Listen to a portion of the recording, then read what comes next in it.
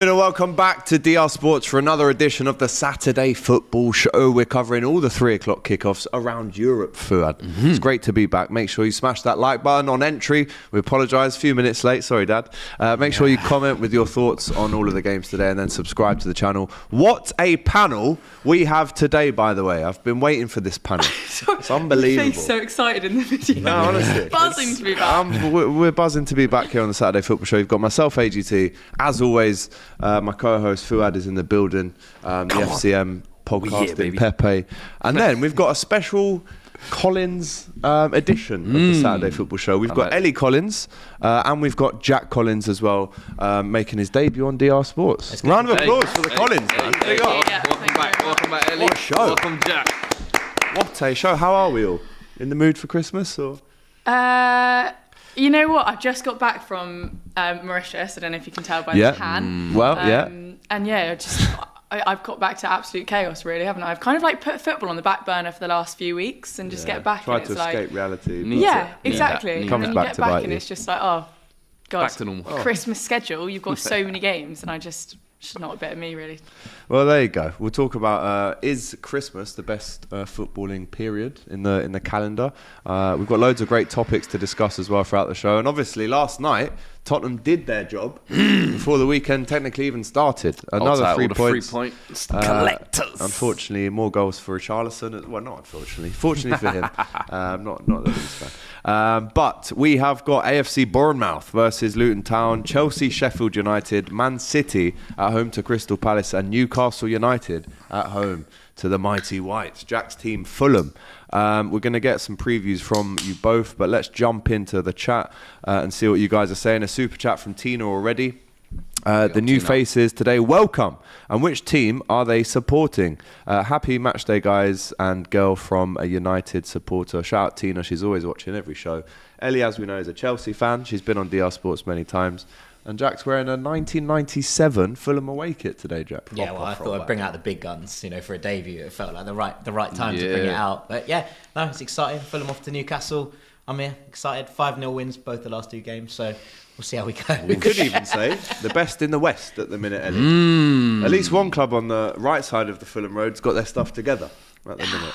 I wish it was something I could argue with, but I can't. Yeah. Congratulations, you're flying at the minute. Thanks, yeah.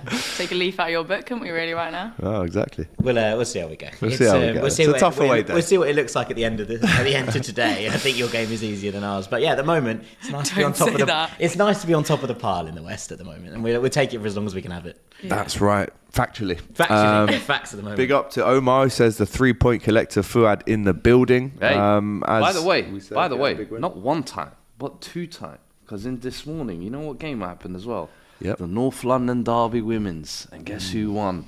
Tottenham won. Oh, the mighty Tottenham, of course. 1-0 to the Spurs. Martha Thomas, we salute you. We love to see it. There you go. Big win that for both Tottenhams there.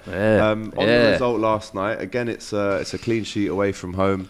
Not the best performance. It was quite scrappy at times, the game, when I was watching it. But you'll take it, right? Yeah, listen, it's one of those games, you know what I mean, going away to Forest last year was almost like a fortress. It's what really kept them up. So coming off the back of the win on the weekend, you were kind of thinking, all right, this is the kind of game where it could be a potential banana peel. But the way the game went, we took the lead 1-0, and the way the past couple games have gone, to be honest, that's where the slippery slope was kind of happening. So we needed to kill the game off. Luckily, the second goal came, I think, but better late than never. But I thought there were some good performances out there, and hey, sometimes you just take it as it comes. You know what I mean? 3 points.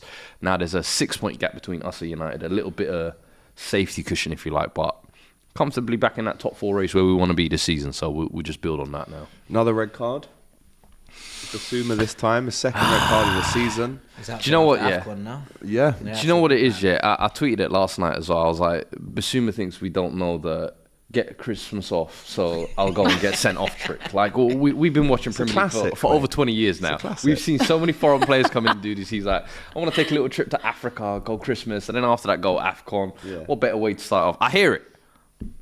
But there's a job to be done first, mate. Yeah, and especially considering... And wasn't happy, was he? Mate, literally. Mate, what are you doing? Because since Luton, his form has been shaken. The past 2 games, he's kind of come back to levels with Sarr coming back into the team as well. But red cards like that, we just can't afford it at the moment. The numbers, the injuries, and everything we've got. He's been key for us this season as well, so it's a disappointing one for Surely sure. Ange just like honed that in on you guys so much though. Like you've lost enough players that are crucial to the team at the minute. Like, how has he gone and done something so stupid It like was that? such a needless challenge as well. Like knee high, not in an area of the pitch you needed to do it. Studs up. It's just silly. Do you know what I mean? And Romero was lucky not to be sent off the game before that as well. Every game, though. Yeah. To be fair, I quite like Romero playing on the edge. I always think you need a player like that. But Bissouma, controlled aggression. Yeah, the problem is he loses control all the time. And do you know what? To be fair to him, this season it has been more controlled. It's definitely been better controlled. But Bissouma's one, I'm just like, hey. The Luton one was so unnecessary because that was for diving, for goodness sake. And then now it's like studs up, knee high. Come on, man, you're costing us. I thought Spurs managed it better yesterday. To have going down a man, it felt much more. There's still obviously that risk associated with it. Ange isn't going to change the way he plays, right? This is what we know from all of his time across football. He plays in one style and he wants to entertain. So they were never going to sit back behind, but it felt like a more controlled performance with 10 than perhaps what we've seen from Spurs in the past. Sure. I mean, they've got the practice in now, haven't they? Yeah, exactly. 100%. Reps. Do you reckon that was a lot of what they did in training post Chelsea? Oh, just 100%. Like, right, what do we do when we go down to 9 men? We need to figure out a backup we system play, in mate. case you got a player down. And that Chelsea game, I said, was almost like the biggest sign of naivety we've seen from Ange so far, where it's like, all right, they're sticking to your methods, then there's managing the situation. And as you said, I thought yesterday was kind of better managed. Yeah, 4 red cards so far for Tottenham this season. Listen, we play pretty, but hey, man, we can get ugly if we want to. You know what I'm saying? Yeah, Hey? absolutely. Hey? Shout out to Alex AB Nice. with a good one here. Nice to see the beautiful Ellie back on, and props on getting the Dortmund manager on. Oh, no, we're not doing this again. Do you know what? It does work. Oh, I I'm love not gonna this lie, it because every works. time we get someone new, they always find a lookalike just like that. I'm like, yeah, I that's was waiting for Ramsey Bolton, so actually I'll take Edin Terzic. We're good, like. That's a good one. I like this. Let's get into the lineups, because if you're a Chelsea fan, listen up. There's some big news, and it involves Christopher Nkunku.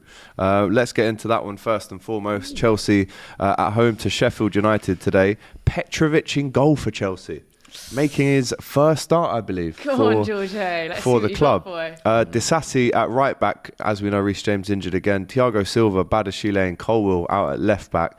Caicedo, Gallagher, Sterling, Palmer, Mudryk and Nicholas Jackson up front. Look at this bench though. You've got Enzo and Nkunku for the first time this season, number 18. On the bench, you've got Broa, Gusto, Matson and Matos as well there.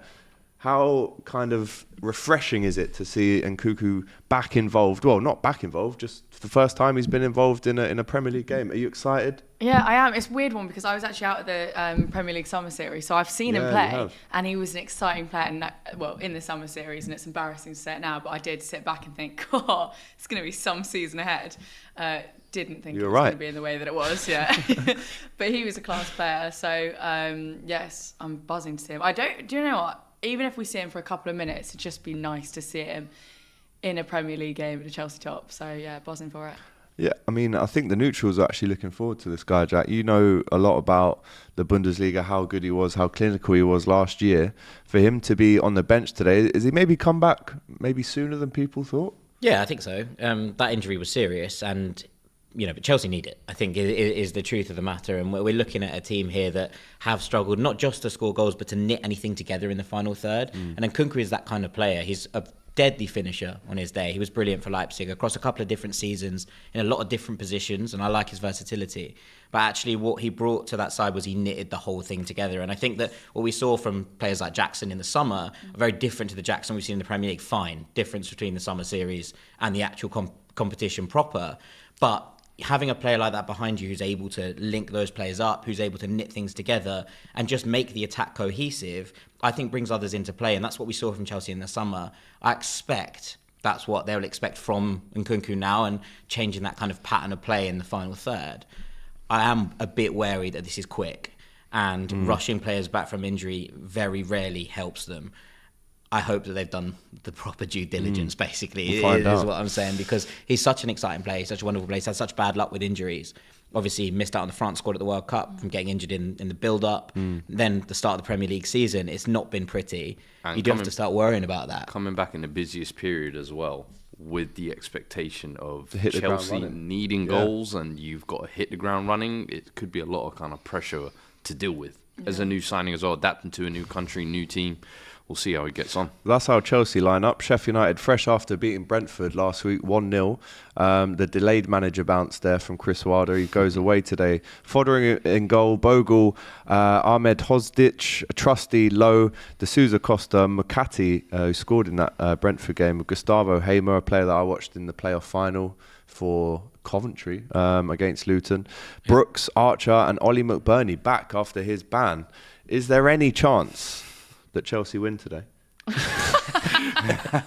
Wow, you really went. I played with it then. Yeah, I did it. Talk to me.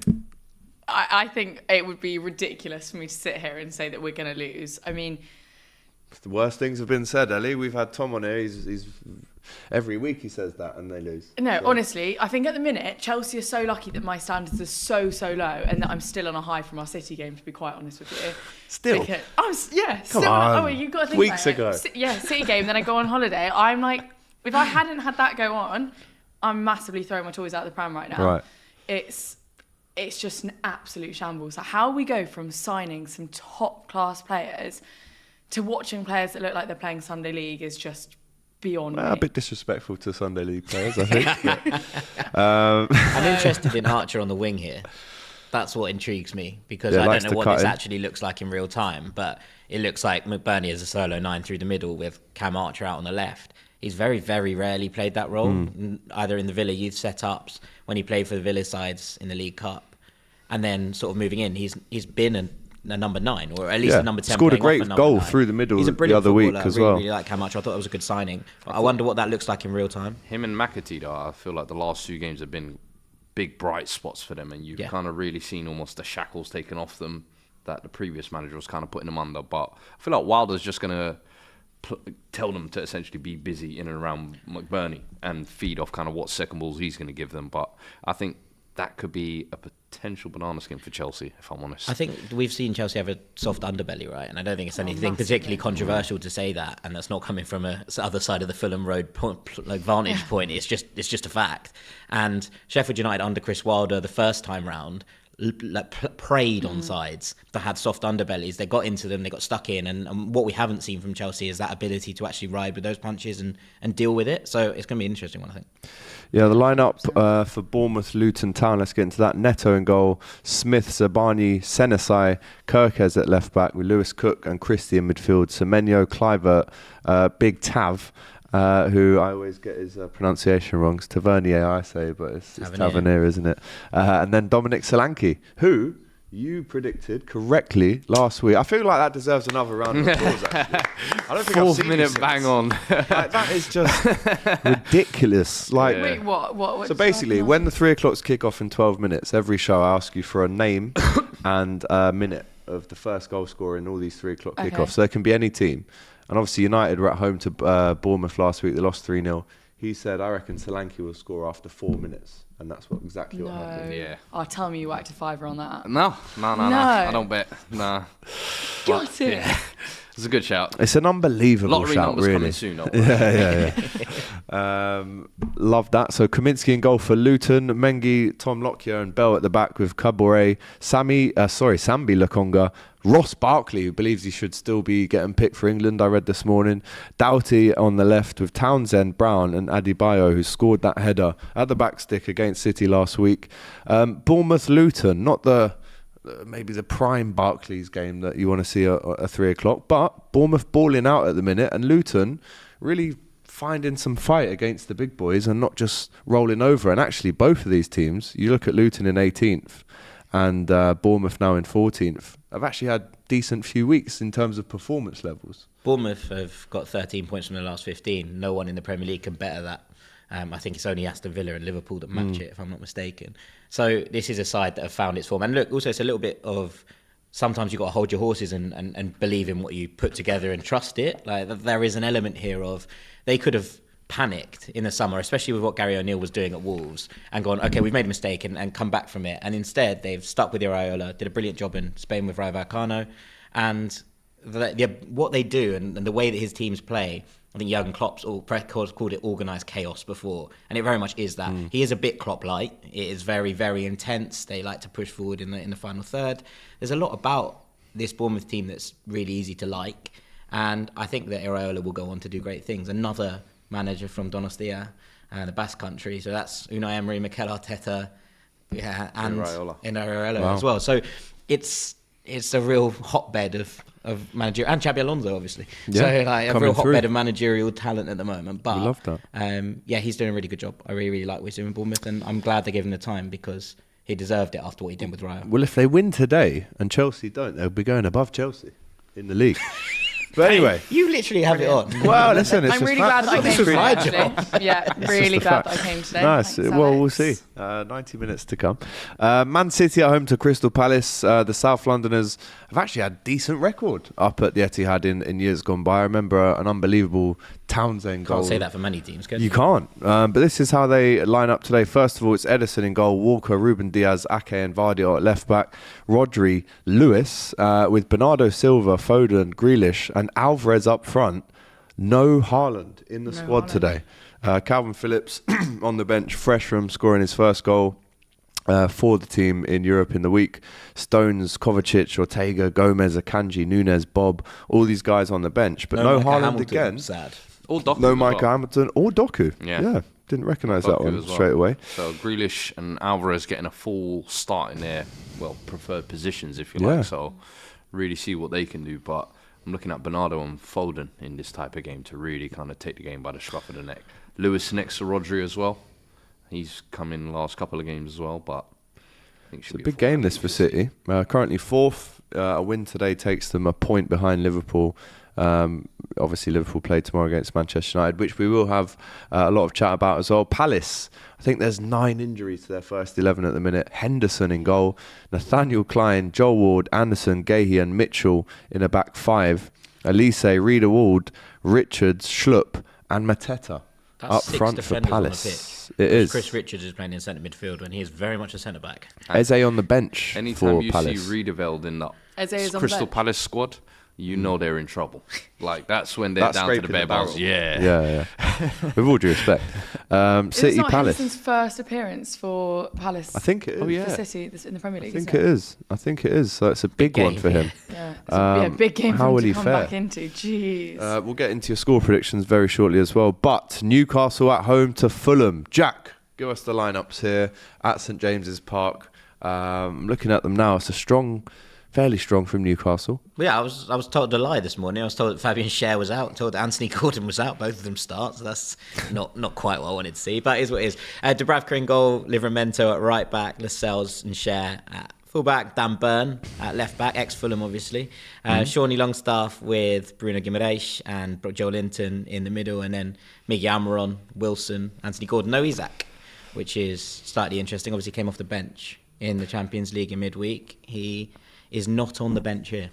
He's so not. There's something to be said for that. Fulham are... Botman back on the bench though. Yes, well, I think he was going to come in if Schär was actually injured. So it was maybe we've actually lucked out in some ways there.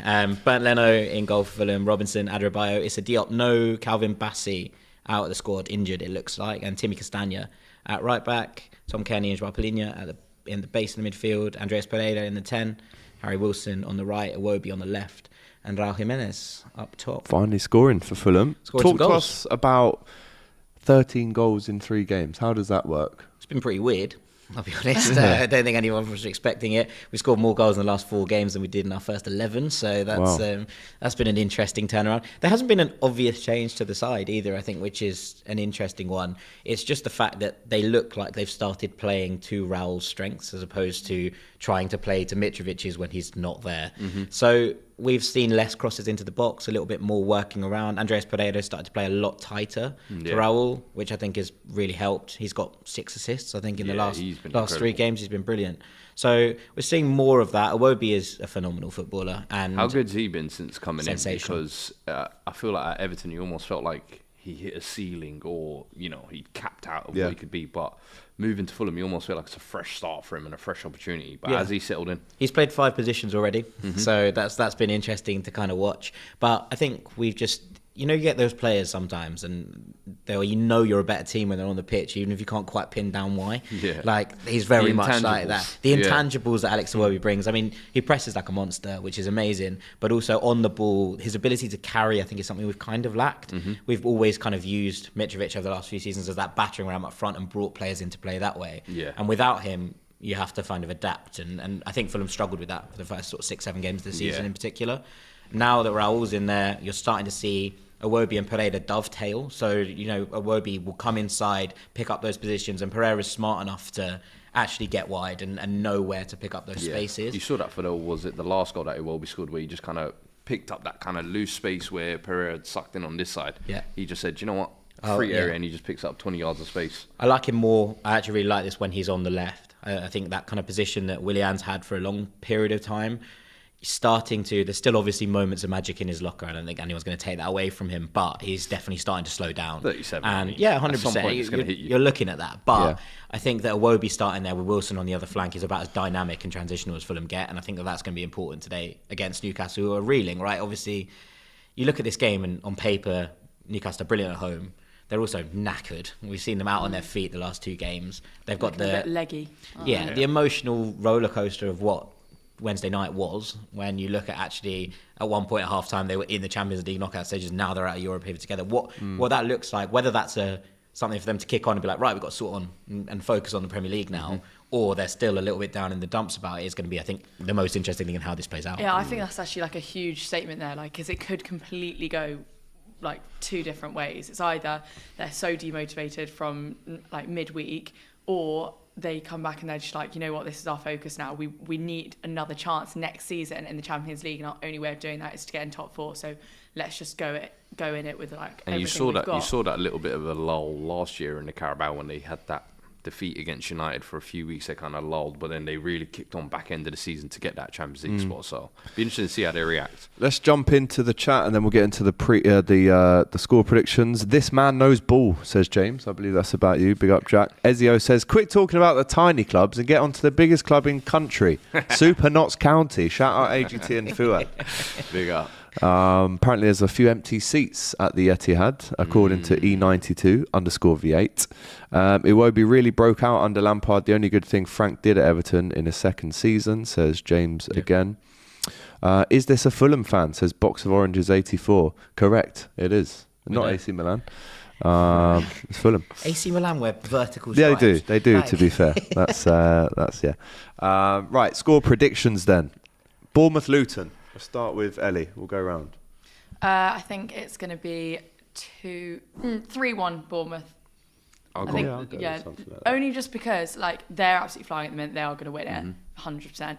But Luton I think they don't get enough praise for how well they perform this season because the stats don't show it. And I don't think they're going to be a walkover at all in this game. Yeah. I'm going 2-0 Bournemouth.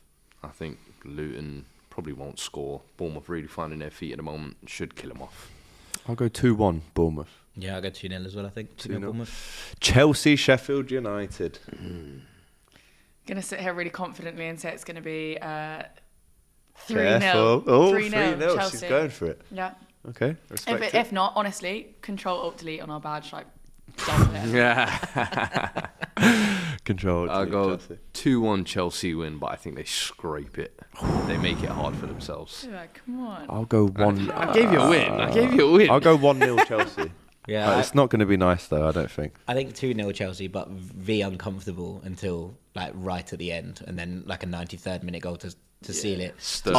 After Sheffield United have one disallowed by VAR. This type of game Sterling will take over. Well, can I actually just change it? 3 is a bit ambitious. I'm going to go 2 only because we've got 4 centre backs, so that's completely. That did work against Brighton, and you did score 3 goals though. Yeah, but that's because Brighton needs space at the back, whereas Sheffield United are going to play like a low block. Very true. Yeah. No chance. Is it? City Palace.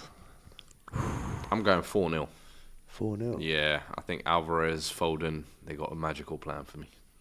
Palace have won 1 in 9. Yeah, it's not great. 6 out of the last 8 they've lost. They're not in great nick. Yeah, I'm going to go 3-0 City. I think City unbeaten, or they've had 1 defeat in 49 at the Etihad. So it would be silly of me to go for a Palace win, but I don't know. There's always it almost reminds me a little bit of the Liverpool United game tomorrow. It's like you think you should know who's gonna win fairly comfortably, but Doesn't often work like that. it doesn't work like that. But yeah, 3-0 to City. So I've just contradicted myself massively there, but it is what it is. I'm gonna go 3-1 to City because I think Palace seem to be that little like thorn in the They do a little in their bit, backs, don't they? Is like that a the little same? terrier. They won't leave Yeah. them alone. Yeah, they got a Yeah. win there, actually. Was it I think last they've year or had- the year before? Palace have They had did. only Manchester United have had more wins at the Etihad than Than Palace. Palace, yeah. And obviously City. Love that. That's great Great knowledge. knowledge Great there knowledge. from Miss But Collins. yeah, that's we love kind it. of mad. So League we'll Insider. see. Newcastle United versus Fulham. St James's Park. You happy you're not at this one? No, but like it's an absolute nightmare trying to get anywhere in the country at the moment because trains don't work. I saw that Fulham fans had football Twitter on strings again this morning by posting a spread with all sorts of salmon and prosecco and on the trains up. So that was good. Our annual kind of wind up football Twitter post. It always goes down well. Is that how you say it? No, I think I butchered. No, I did maybe What like is wait. it? You said charcuterie. I say charcuterie. I say charcuterie. Is that wrong as well? How do you Guys say are it? giving me the No ick. culture, so that's Charcuterie, right? Yeah. What is it There's then? no You way say Jack's Cheese getting that board wrong. blood. I don't like cheese. Nah, I Collins don't like doesn't know how to- cheese. Yeah. I don't like cheese. That's not a word for me. I don't need to know that. Charcuterie is not a cheese. No, charcuterie's a meat board. Oh, Alex, just stop. Just quit while you can.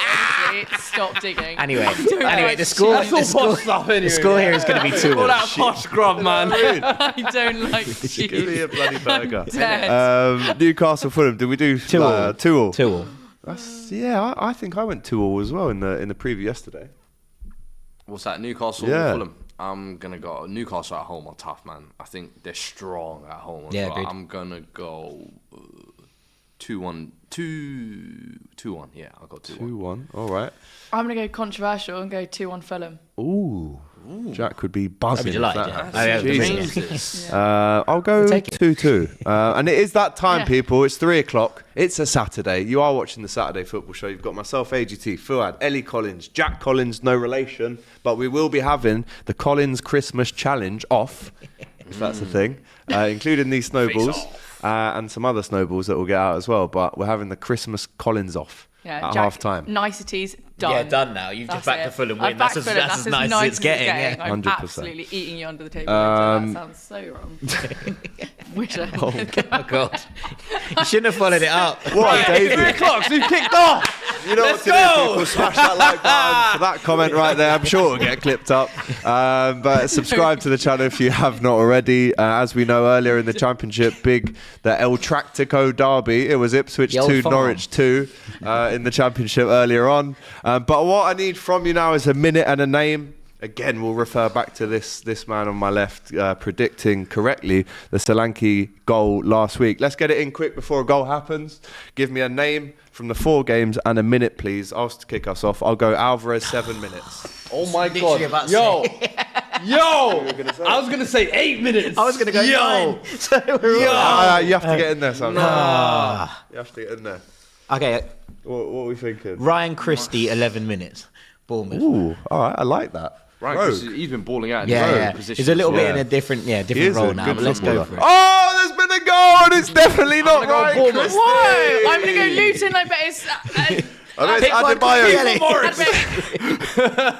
Oh my word! Wow, we were bigging Bournemouth up, weren't we? This is the best way to start the Saturday Football Show. Who It's was with it? I bet. it's with a surprise goal, let alone a goal. We'll bring you how the goal looks very shortly. But what a start that is for Luton away at Bournemouth.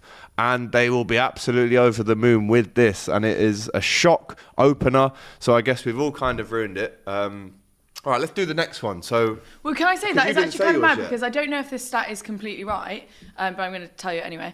I'm pretty sure Luton haven't scored or conceded any goals within the first 15 minutes of any game before. So that is actually a shock. is it? Damn. It's not Shock bad. goal. Great stat there. About time. But it is Adebayo with the goal I was after 3 I minutes. was gonna say him Elijah after 15. Adebayo. Were you? It was, I swear on my life. Okay, well, we'll see. Fulham Academy. Well, There take you some go. credit There you for go. that. We'll have that.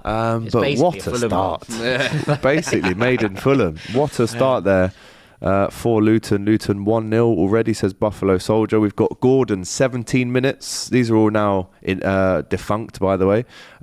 We've got Jimenez, 18 minutes. That's the next one. That's the next one. Fuad Rubin, his head like he is Kylian. DR Sports going more them expressions using that introduction on Best of Enemies was absolutely incredible. Shout out to Abby, shout out to the production team, everyone involved. But Jack Collins, talk to me about this Luton goal here away at the Vitality. It's a great header, isn't it? Yeah, I mean, look, they've scored a lot of goals from set pieces, and this is one of their big strengths. Adebayo is unbelievable in the air, but there's a couple of other players in this. The only surprise is that it's not a Ross Barkley delivery. It's Alfie Doughty who knocks this in. It's a great cross. It's a really, really good cross, deep to the back post, and yeah, he steps up. And Adebayo's done this a couple of times. Obviously, we talked about him getting in at the back stick in the last game. He's done exactly the same thing here. This Bournemouth team aren't massive, and Luton are a big physical side. Like, that's in some ways an oversimplification of everything they do, but it does come back to that sometimes, and they just are able to load the box and get these kind of goals in. So yeah, definitely you're looking at these opportunities for them. They're not going to have loads of the ball against this Bournemouth side. They will be pressed back in their own half. They've got to take advantage of these opportunities, and that's a big early goal for Luton, who are very punchy, aren't they? That's 2-2 for him now as well, isn't it? Two headers at the back post in a row, almost identical as well. But there you go. In the Championship, some big games on there today as well. Leeds, Coventry, Bristol, Sunderland, Hull, Cardiff, Millwall, Huddersfield. We've got Sheffield Wednesday, and the other team in the West, QPR. They can climb out of the relegation zone today, QPR, with a win, if Millwall do them a favour and beat Huddersfield. They've been turning their form around. Yeah, they've got a new manager, Marty Cifuentes. Very interesting. Southampton, Blackburn as well, and Swansea, Middlesbrough. Every week when I read out the Championship fixtures, it almost feels like Premier League years, doesn't it? Yeah, literally 10 years ago. A lot of these were 20 years ago as well. A lot of these were Premier League games. Letitia days. 6 minutes in at Stamford Bridge at the minute, still no action. A block shot for Chelsea, and they are sharing the possession equally with Sheffield United so far. Talk to me about the goalkeeper today, Ellie. If people, including Chelsea fans, haven't heard of him, what can you tell us about him? Petrovic, he came from the MLS, and I mean, he's got to be. I haven't actually seen him play any of his past fixtures in previous seasons, but I'm just thinking, if they have guaranteed him being our second keeper, he's got to be decent. I just think that it is a bit ridiculous that he's not played in any small fixtures before this. He should have played, Luton, something like that. Do you think it's throwing him at the deep end? Throwing him in at the deep end, yeah. So you can't wait for something to happen to our first choice keeper to then be like, oh shit, let's put him out and see what he's got. He needs to have been given a few, running chances, few games to just gel with the team a little bit. Sanchez injured, by the way. Yeah, came off last game. Do you know how long he's out for? Not clear. No, I mean I'm hoping not long, because unless we see an outstanding performance from Petrovic today, that defence, does it fill you with confidence? Disasi, Silva, Badashile, and Colwell. It's never been the one to fill me with confidence. Why are we going? I don't understand why we've gone for four centre backs playing against Sheffield United. You've got to be having a giggle. That's never been okay. Yeah. I don't understand why we're not playing Ian Maatson. He's shown his quality when he's playing in a top Championship side. That's exactly why they go to play for the Championship, so they can build themselves up ready to play in a team like this. So we've then given him the chance to come back into our squad. Why are we not playing him, as a left back, left wing against a team Colwell like hasn't Sheffield looked great United? at Colwell's left not back, out and out either. So he's a great player, Gusto's on bench that's as well not now. the position for correct, him at all. yeah. For what it's worth, I quite like Georgie Petrovic. I write for MLS, so I've watched quite a lot of him at the Revs, and he is someone that I thought he won MLS Goalkeeper of the Year, not last year, the year before. He was a big part of why the Revs were excellent at the start of this season and fell off towards the second half of this season. There's a lot to like about him. He's young and there's still a lot, to grow, but in terms of the calibre of keeper, he was probably right up there with the top players in that division, and I think it's an interesting move for him. I don't think he's going to walk in and be first choice, but there's enough about him to be optimistic about the thing. Best attribute? He's a good shot stopper. He is, and he's quite a commanding player for a goalkeeper. No, but he's quite a commanding. Yeah, they had Kepa for a while, right? Yeah, that's true. It was. I was going to say Sanchez ain't covered himself in much glory either. So Petrovic, he's quite a nice, tidy all-round goalkeeper. He's not brilliant with his feet, but generally, I think he's more than capable at this level.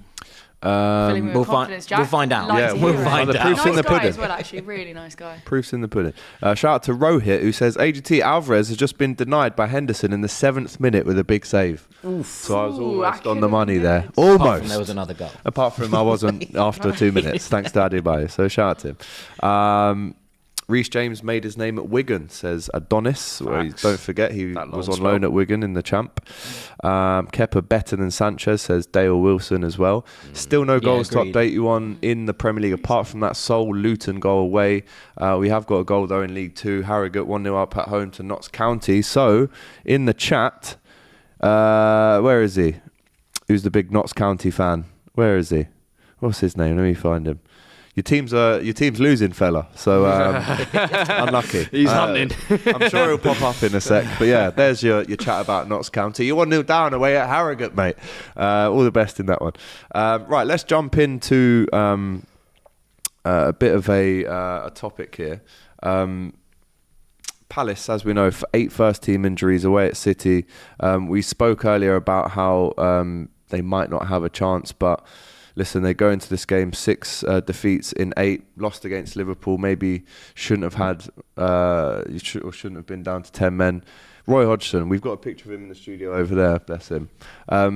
We said on the show last week that if Palace lost to Liverpool and then City, and then Brighton, who are their next game, it could be time up for Roy. Do you think that if they lose today, it's a bit of a free hit, or how long in general do you think Roy's got there at Palace? I don't think you can sack a manager for losing to Man City at the Etihad. That's what I mean. Like it's really. I think what you can have questions with about Roy Hodgson is that when he came out and spoke about the fans feeling like they were entitled. Look, I love the man to pieces, and I very rarely have anything bad to say about Roy Hodgson. He was the man that took me to the greatest, heights that Fulham have ever been at. So, Sir Roy, as far as I'm concerned, but quite the opposite for me. But yeah, no, I was wondering when that was going to come up, but. I think when you're starting to criticise your own fans, look, basically, Roy Hodgson took this job at Palace as a bit of a favour to Steve Parish. He basically was like, I'll help you out and then I'll do another season just while you get your stuff in gear.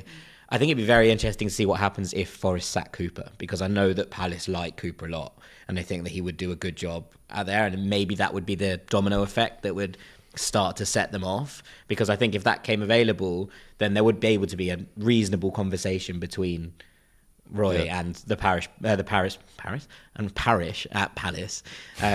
the board. That was easy to say, a little tongue twister.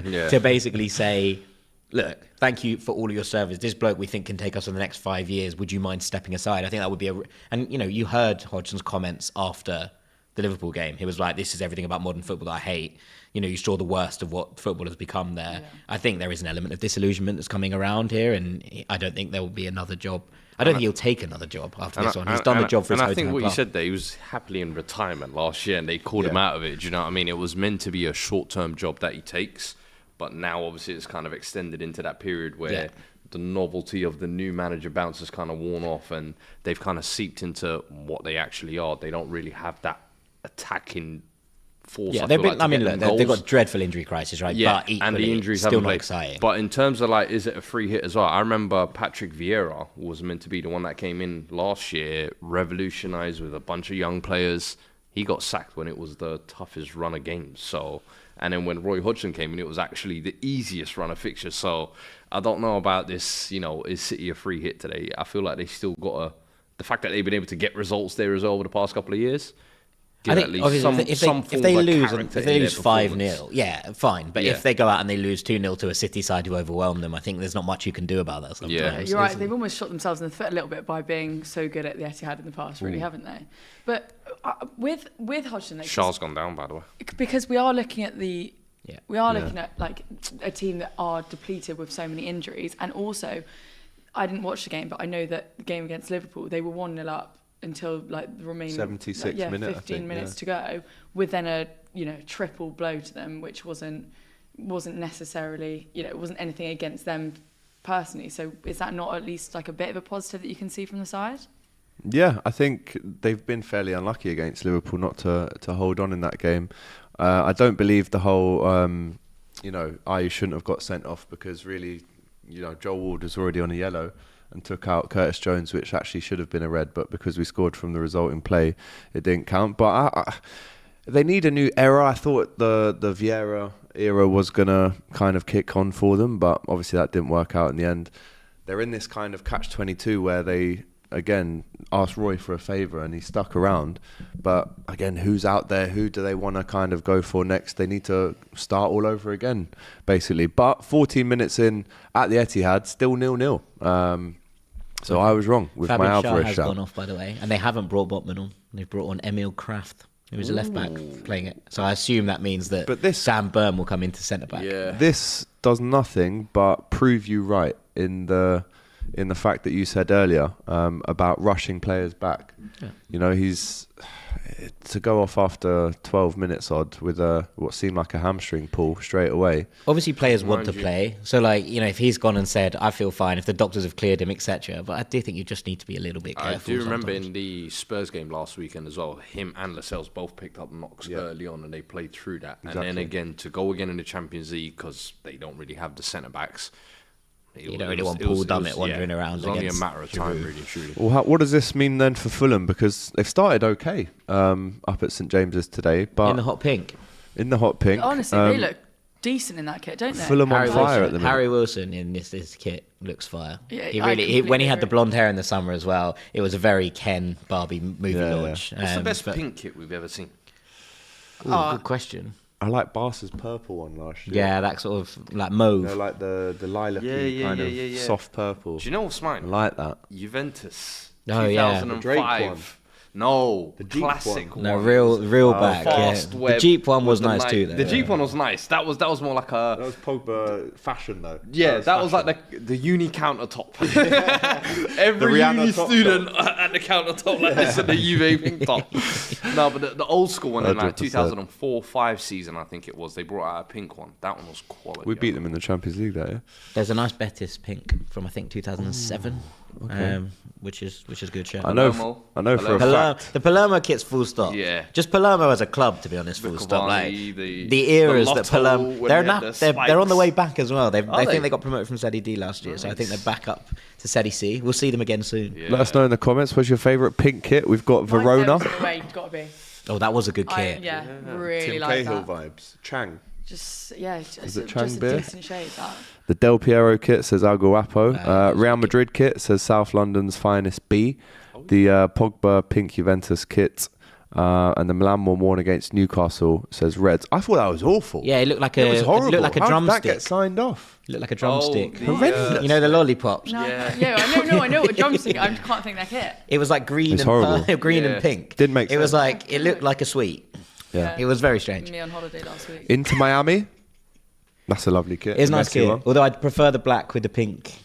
Yeah. Detailing. Here's what I'll say, yeah.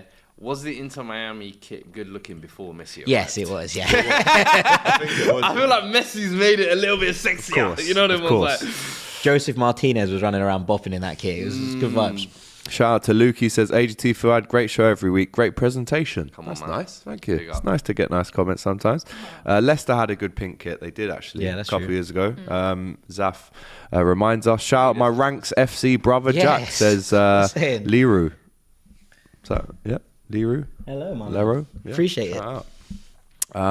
Question: who has the worst trim of all time? Players. Hamzy. I was actually just about to ask you about your trim. Have you just had a fresh trim? Yeah, I did. Yeah, it looks nice. Appreciate that. It's all right. I can give you a candidate straight away. Taribo West, Nigeria. Oh, that might have just won it. Yeah. We're not playing anymore. That's it. Bro, he had beads in with two pigtails, not on the side, but at the top.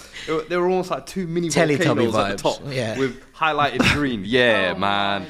With the receding hairline on top, that's crazy. There's no way that's him now. That looks like a mental hospital patient. I can't lie. That is. Do you know what? I don't think I can top that. To be honest, I mean, Abel Xavier's was up there. I was going to say that was up there. But no, that is the worst. That has to be the worst. One, but what of Trent's hairstyles do you prefer? Do you prefer it when it's long or when it's short, like it is? I like the homeless. I like it how it is now. Nah. I like how it is now.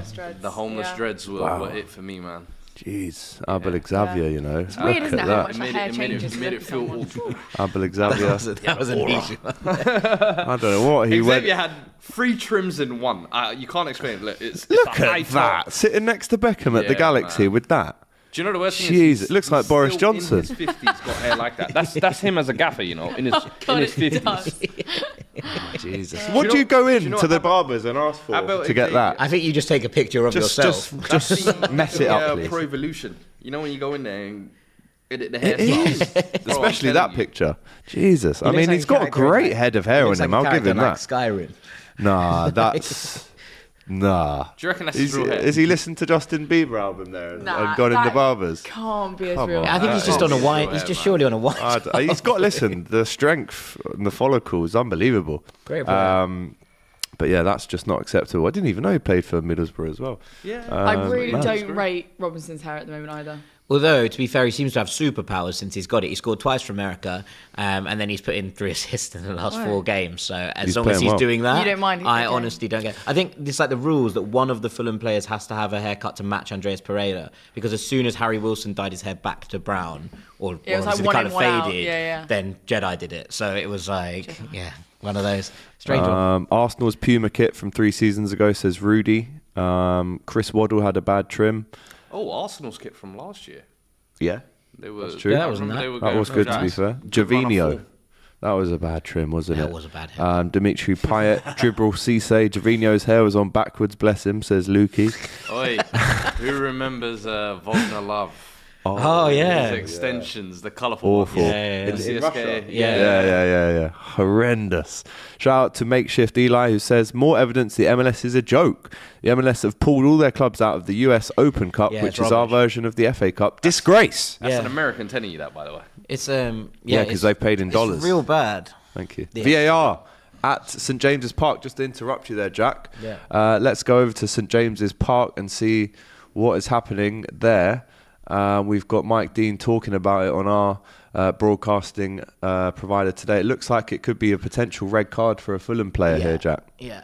We'll see what's happened here. Raul Jimenez, VAR. The ref got a yellow out. He's got a yellow. He's been booked, Raul Jimenez. Clash of heads, maybe? But he's now being checked for a red. We will see what goes down. Calling Raul over, I think, the ref here. What's is he going back pocket? Yellow. Yellow card here for now. But then I think they are checking it VAR still. check is Let's have a look. It's on like... Jack, explain that one. What it's the is little he doing? scissor before So it. basically, he like it looks like a high challenge, and then he pulls out of the high challenge, but then he clatters through the man with his bum, in the air. He's bummed him in the face. You can't give a red for that for me. He has pulled away from it, so he's probably pulled going away to be from okay. it, but it's a bit of a mad one to even do that. And I mean, Longstaff's fine. It's not a great challenge. Let's put it that way. Pushing for the pushing there. Bosh, hold that. I can't lie, that's a challenge. To be honest, sure you did that at the DR. To be honest, it's in hindsight, it's actually a clothesline, and he might have to go. Yeah, he might have to go here. No, after such a good week. He's been brilliant. Everything's been on form. For the it's a red boy. card for Raul Jimenez, I can tell you right now. No, that's it's a red card. That's- It is. that's- It's a red. He's gone. off. He's gone.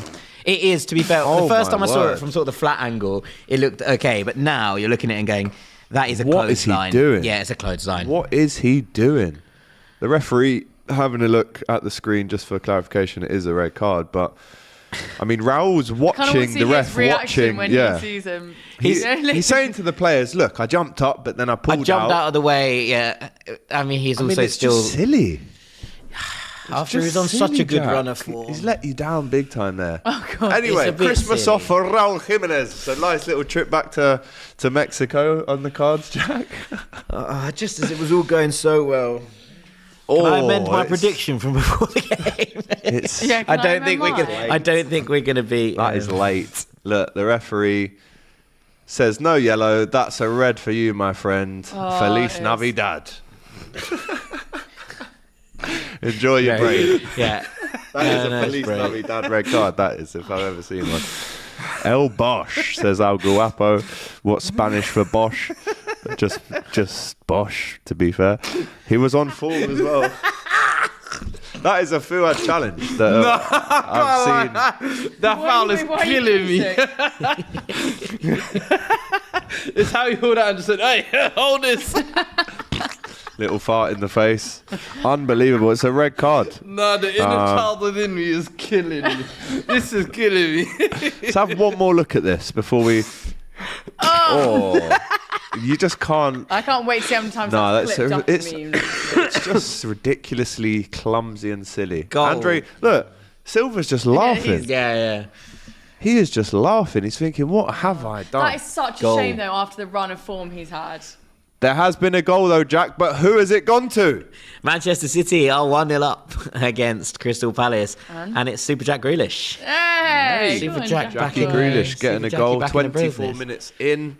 Palace did well to hold on for that long, to be fair, but the deadlock has been broken. Talk to us about this goal, Jack. It's again a Grealish who again scored in the week. Is having a decent renaissance with the absence of Doku in the team. He scored against Tottenham as well, right? Did. So, Important obviously that goal. game didn't end the way that he would have wanted to. But if that had been the winner, it would have felt like a real moment, I think, for Jack Grealish in a big game. But yeah, he's starting to turn the corner a little bit. I thought this might happen because every season, there's a start of the season where someone gets dropped and Pep sort of makes a bit of a point about the fact that they're no longer playing for him, and then suddenly by January they're the most important player of the team again. This happened to John Stones, right? He was like, oh, never play for City again, and then suddenly he was the linchpin of an entire new. Well, here we tactical go. system. Here's the goal. It's So, Grealish. It's a good a finish. tidy finish across the Nice goalkeeper. stuff. And 1-0 to City. Jump back in the comments here. Al Guapo says, Fuad, does Jimenez have that dog in him?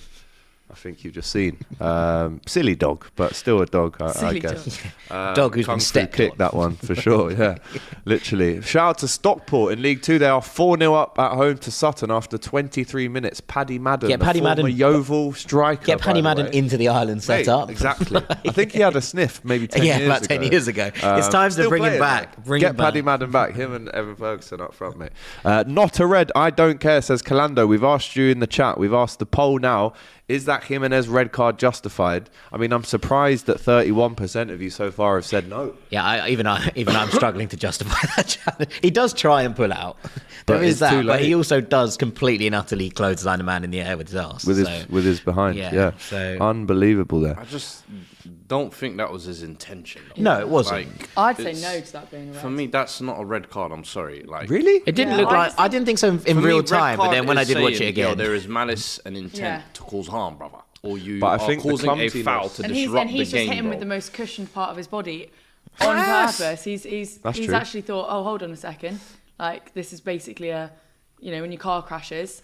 See, the a balloon real comes out. nasty, It's like, Yeah. I'm actually Airbag. protecting you. Yeah. Now I suppose we would have brought their knee up. a real nasty player, Like you. a real nasty guy would have not even put the boot down. Hold this in your chest. Yeah, just go through him. Do you remember World Cup final? Xabi Nigel Alonso, de Jong. Nigel de Nigel Jong. de Jong. We've seen this in the biggest stages of world football. And if that's not a red card, then nothing. That ain't a red card, big man. What we doing? There is a VAR check at the Etihad, Jack. For a We're waiting possible to see offside. if this Grealish one is offside. I tell you what. It's That tight. heel. It's tight. I mean, could you go from Klein's bum to Jack's left ankle? Pause. Probably. But, you know. I don't really get this. I don't like. I always think that I'm difficult to looking see at it that. and going, all right, cool. We'll look at the lines, and I know what's going on here. And then suddenly the line will come up, and I'm like, that's just not where I had it in my head. Yeah. So yeah. it's where have you got there's it no right? point. Where have you got it right now? I think he's onside, but now I've said that he's definitely Ooh. going to be offside, so it's fine. They're Yeah, taking it their is time. what No, it I is. think it's that his hand keeps him in. No. Yeah, I But think it's he's that left okay. ankle, Ellie, that I'm looking at that could Could be interesting. cause it to be disallowed. Calando says, as a football man, not a foul. The game is finished. Mate, if you think that's not a foul, It's definitely a foul. if you think that's... foul. Exactly, I but think it's not Calando's red, saying it's it's not not red. even a foul. Listen, get on That's with it. yeah. rugby settings. Get on with it. That's like a clothesline in wrestling, let alone football. Unbelievable. Fulham can hold that, though, says Ice11. Fair enough. I mean, what do you always say? Okay, we'll hold it. Yeah, okay, I suppose we'll have to. Where are the fogging lines, says Fatty in his Arteta impersonation bag there. The goal stands. There we go. The goal stands. Apparently no lines were made, which again you have to question. I'm not going to say Are they anything. just not but showing them City these getting days? the rub of the green again. Are they there. just not showing them these days because everyone gets really fed up? I think different broadcasters have different lines. Yeah, I think you're right. Yeah. So CBS and different people will have their own versions, but no lines there for City. And Jack Grealish runs away after a 2-minute break to find out if his goal stood. It does. It does. And there you go. Got an update for you for half-time from the Bundesliga. Well, let's go to the Bundesliga. Any standout results so far? Borussia Dortmund are drawing 1-1 with Augsburg at half-time. Daniel Marlin has scored after Augsburg went 1-0 up. And Augsburg are from Bavaria. They are friendly neighbours of Bayern Munich. They play like a friendly derby. So there's a little bit of spice in this one, you'd Bundesliga imagine. knowledge there from Jack. But yeah, as you'd expect. Borussia Dortmund having a bit of a funny run of things at the moment. So they've been good in in the Champions League, and then pretty much bad everywhere else. So, yeah, they have been. Alison watching from America saying, we saw the line in the USA. They did the line. City paid the ref, says Footy Maniac there. 116. It was his bum that kept him onside, says Salem. See, they can work both ways in football. Exactly. A foul about three things. Fuming about his bum. Grealish thrilled. And it wasn't his calves. AGT with them fake stats again, says Endumiso as well. Shout out to you. Marco says, great commentary from you guys listening whilst driving. Perfect start to the weekend. AGT, good luck Sunday. Much love from Canada. Shout out to you, Marco. Good that you said listening while driving and not watching while driving, so you didn't incriminate yourself. Well played. Well played. Top man. Did everything you needed to do there. Well done. Ticked all the boxes. AGT makes me want to crash whilst driving, says Tom Williams. He must be watching. If you do crash and that comment gets brought up, I had nothing to do with this, mate. You're a madman. Don't say that. Just here to say Fuad is the GOAT, says SRP7. There we go. There were apparently lines in the US Sky Sports, says 2GDA. AGT, give us your most crazy real fact. You know, I love how you lot have to say all my facts need to be real. Just what, in general or football? Go on, give us just in general. a general one. About me or not about me? No, just one of each. Yeah, one of both. What is this? Geez, I don't know. You've put me on the spot here. I'll come back to it. That's a half-time. I'll save that for the Collins Christmas challenge at half-time, I think. Okay. Great. Crash now, AGT liable. Cheers, Tom. Who's just said. Fact I found out. Yeah. Go on. Eddie Nketiah is older than Kai Havertz. Yeah, that's true. That That is is true. wild. Yeah, that is That mad, is true. actually. Yeah. Fuad, When I found that out midweek, I was like, oh, Are we strange talking a one. matter of weeks, months? What are we talking? No, I actually don't know. I just Saw saw the it tweet. with I just saw the tweet. I was like, oh, look at this though, from the Scottish Premiership. Celtic at Celtic Park, Yeah. 2-0 down at home to Hearts, Jack, after half an hour. And I know you've got a big soft spot for Celtic as well. Yeah, it's just not ideal, really. Everything seems to be falling apart in the Scottish Premier League for Celtic at the moment. And Brendan Fulham? Rodgers. No, I mean, Fulham are actually still drawing 0-0, so fair. that's all right. 10 men. Yeah, none of my clubs are doing me any favours today. Absolutely not. Betis getting knocked out by Rangers in the week, which wasn't ideal. We like Betis as well. Yeah, exactly. And now Celtic 2-0 down to Hearts. So, yeah, I mean, look, Hearts have got some interesting footballers. They haven't had the best season started so far, but they are a decent side. Lawrence Shankland has scored one of these 2 goals. He's a good striker, and has worked his way back into the Scottish national team setup. So an interesting one. But yes, Celtic shouldn't be losing at Celtic Park. That 5-point cushion over Rangers is looking increasingly, trepidatious, if you will. That's not a word. What do you do? Your knowledge is unbelievable. It's unbelievable. That's why he's on the show. That's why I've been calling for this guy to come on the show. I'm a football journalist. For who? For myself. Well, right now he's on DR Sports. right now Yeah, sorry. You can ask him that stuff after in the pub. Here's a great stat for you. Shout out to Jack in production, who's just sent me this through. After Jarell Quanz's goal in the Europa League in the week for Liverpool have now had a goal scorer with every letter of the alphabet. That's That's a great stat. Yeah. And I'll go through them just to prove it. We've got time. Still Is no this goals. because no one believes your fact? Well, this is Jack. No, this is true, Jack. He asked me if it's true. It is. So I've seen this from the official LFC. Xabi Alonso, Patrick Berger, Djibril Cisse, Kenny Dalglish, Evans, Fowler, Gerrard, Hunt, Danny Ings, Jones, Kevin Keegan, Billy Liddell, Danny Murphy, Phil Neal, Divock Origi, Parnell, not too sure what his first name is, I apologise. Quansah, Rush, Salah, Torres, Uren, again, that was way back in the 40s, I think. Venicion, again, never heard of him, I'll be honest. Voronin. That would work. You could have had Voronin as well. That was the one I saw in the video. Walters, Abel Xavier, he gets a second shout out of the show. 2 shouts out in a row. Ron Yates and Christian Ziege.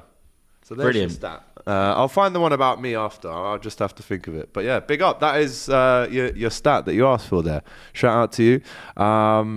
Back again from Singapore, baby, says Father Bowden. Shout out to you. Have you been on holiday? I don't know. Can we get an Ellie and Abby Sunday takeover? This is what the people want, Robbie, says HP Tubes. I'll have to have a chat with Robbie. Not down Abby. to me, So unfortunately. you can get us in the same room at one time, because I've still not met her. Have you not? No. No. I know. Any Chelsea-Tottenham beef, or is it? Maybe there's some yeah. background we're rivalry. All right, though, no? Yeah, we're all right. Yeah, we're all right. Yeah. Just average. Borderline. Yeah. There was the hopefulness of that tone. Please. Apparently we're hearing another injury for Palace. Joel Ward down, as if it It's can right. They've get got any about worse. 6 defenders on the pitch anyway. I know, It's but look, fine. he's coming off. He's They are taking just the adding armband to off, the infirmary at the minute, aren't giving they? it to He said, Mark I'm Gay done, there. mate. Surely it's Get a me to midfielder on the Christmas. bench. Yeah, Like, surely again. there's some sort of midfielder. Couple extra Brussels sprouts maybe there for Joel Ward at Christmas. Is it true Fuad's golden hair is worth 50,000? Says Earth Extreme. 50,000, try 50 million. Let's be realistic. I'm being dead serious. 50 mil. 50 million. The Okay. hell? Fair enough. Tutankhamun couldn't afford this. Yeah? All that gold in his chest. Coming like Mr. T. Nitish, Fuad, ready to stitch the headband back, brother. No. Yeah. Yeah. Nah. Grealish, I said this season basically Doku would be taking his place, but hey, it's Grealish redemption arc. Yeah. I think that's actually so important, though, isn't it? And in a team, having someone else that could completely take your place and you don't feel settled. That's what I think. But I literally even said that when I was saying Doku is a real winger. He's going to take his place. But I said the good thing with City is they've got the option now of having someone who plays completely different to Doku, and it's almost like two different weapons. Different games call for different players, you know what I mean? So you'll see it over time, them get used equally, I imagine, but with Pep's rotation as well. They did this in midfield as well, well. though, right? With when you bring in Kovacic and Matthias Nunes, and you're looking at those two as I was dribblers. about to say, unbelievable. He can teach us a lot, this guy. My fiance is Portuguese. If I get these things wrong, she absolutely I get told off. So I've had to work very hard. The wedding's on it. off. You pronounce exactly. wrong. You pronounce exactly. You put an e in a Portuguese word, but it's one of those where they used to have so much control in the midfield, and you looked at like Bernardo Silva and Phil Foden and all these kind of players, De Bruyne as well, who dominate possession. You look at the players they brought in Doku, you look at Mateus, and you looked at Kovacic, and they're all dribblers, right? They're very, very different types of Ball players. carriers, The ball carriers, and suddenly Pep is looking at two different teams. And I think it's why City have been, because they've been forced to use these players perhaps more than they would have intended to begin with because of injuries. I think that we've seen City become a little bit more end-to-end rather than absolutely taking 70% possession and just stifling teams, because they've had to, because if you have that kind of ball carrier, the games are going to open up. And so that's why I think they've been a little bit more leaky. But when they have that full set available to them, it's going to be very interesting to see how Pep deploys them in slightly different ways. So obviously, as usual, got some sort of game plan up his sleeves, just not been able to fully use it yet. Yeah. Always evolving. Scary thought. Always actually. evolving, Scary thought. They were nowhere We saw near that them last year when he was trying it with the 4 centre backs at the back, playing kind of Stones in a midfield role. He tinkers that first third of the season, almost like, what's the rest of the Premier League got? You know, like Because everyone started copies him, and then he goes, right, I got to do something new now. Yeah. got to reinvent the wheel again. Shout out to Richard. He says, big shout out to you, AGT. Great interview with the big man. I'm assuming you mean Ali McCoist. Because Joel Cole's not that big. Malwace, AGT, can't wait to see Chelsea beat Liverpool Anfield with Ivan Toney scoring the winner. I'll be there no matter what. What kind of world are you living in where Chelsea go for Ivan Toney in January? I mean, I think it'd be quite sensible. I think it'd be quite sensible move. Yeah, relax, man. Just relax. Come on, G. AGT, if Liverpool lose tomorrow, is that going to be the shock of the season for you? Says JB. Well, it's funny you say that, because at halftime we'll have a clip where I believe I predict a 6-0 win tomorrow. But anyway, we'll move on. Stein says with the super chat, Jackson for Chelsea has been offside 3 times in 30 minutes, Ellie. Not the stat you want to hear. 37 minutes in now. Wait, can you at repeat that? Stamford Sorry. Bridge. Jackson offside 3 times in 10 minutes, an average of 1 every 10 minutes so far. Almost too good, that, actually. Still looking at 0-0. Not the record you want. I'm pretty sure nothing of note has happened. I think we had a corner intercepted. That's about and they've been offside as well, I believe. But we've not been seeing too much of this game yet. I mean, you know what? It's just I'm just thankful we're not 1-0 down at this point, really. I mean, that's what I said at the start. That's how shocking my thought process is about Chelsea at the minute. It's justified though, because I think if you look at the last 39 games that Chelsea have played in the Premier League, they've got 39 points, if I'm not mistaken. Yeah, bottom of any other team that's not been relegated, right? So this is mental. It's nuts to think that this is a side that have over the last calendar year been as close to a relegated side than anyone when you consider the money that's been pumped in. And that's not to say that money solves everything, because we know that it doesn't. We've seen what has happened at United. Yeah. But it looked like there was a project. And now, at the start of this season, I think, and I'd love to know a Chelsea opinion on this, because at the start of the season, it felt like there was movements towards the right direction. The underlying numbers were okay. It all felt like it was going in some sort of sensible manner. And the last couple of games, I don't know what's happened, but it just looked like they're all over the place again. There's a lack of team cohesion, I just feel like, and a lack of leadership, to be fair. I think in terms of having a project, you can say it because they've got a young group of players, and you're always going to kind of get exciting moments with that.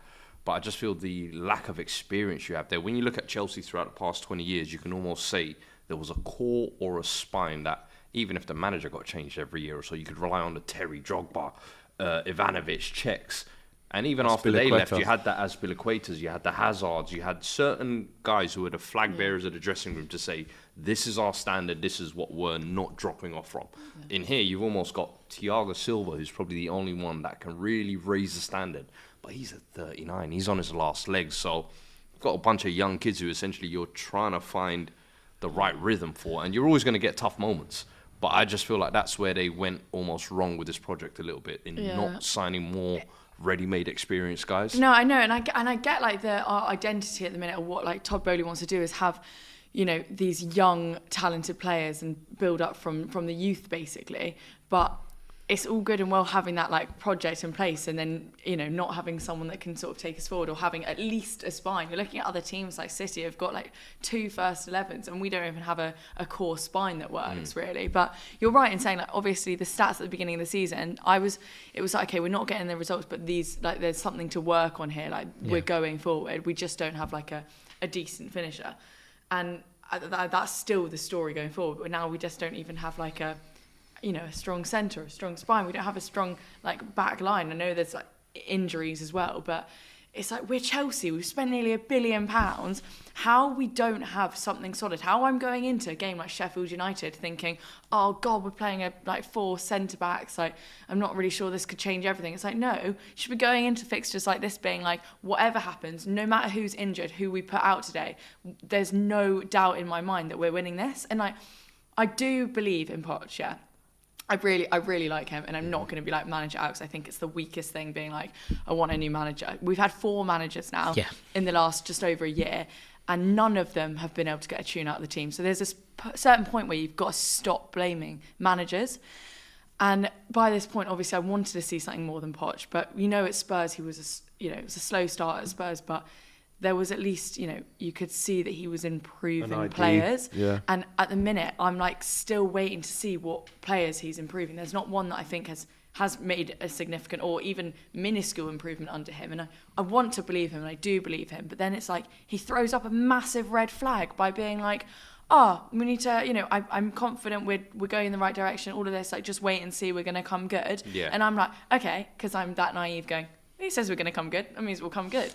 But then he goes, but we need to spend in January. And I'm like, what do you mean we need to spend in January? We've just spent nearly £1 billion on players. And granted, they weren't all his signings. But still, you don't pay for top quality players like that and then produce what we're producing. I would be a lot happier if he sat in a press conference and said,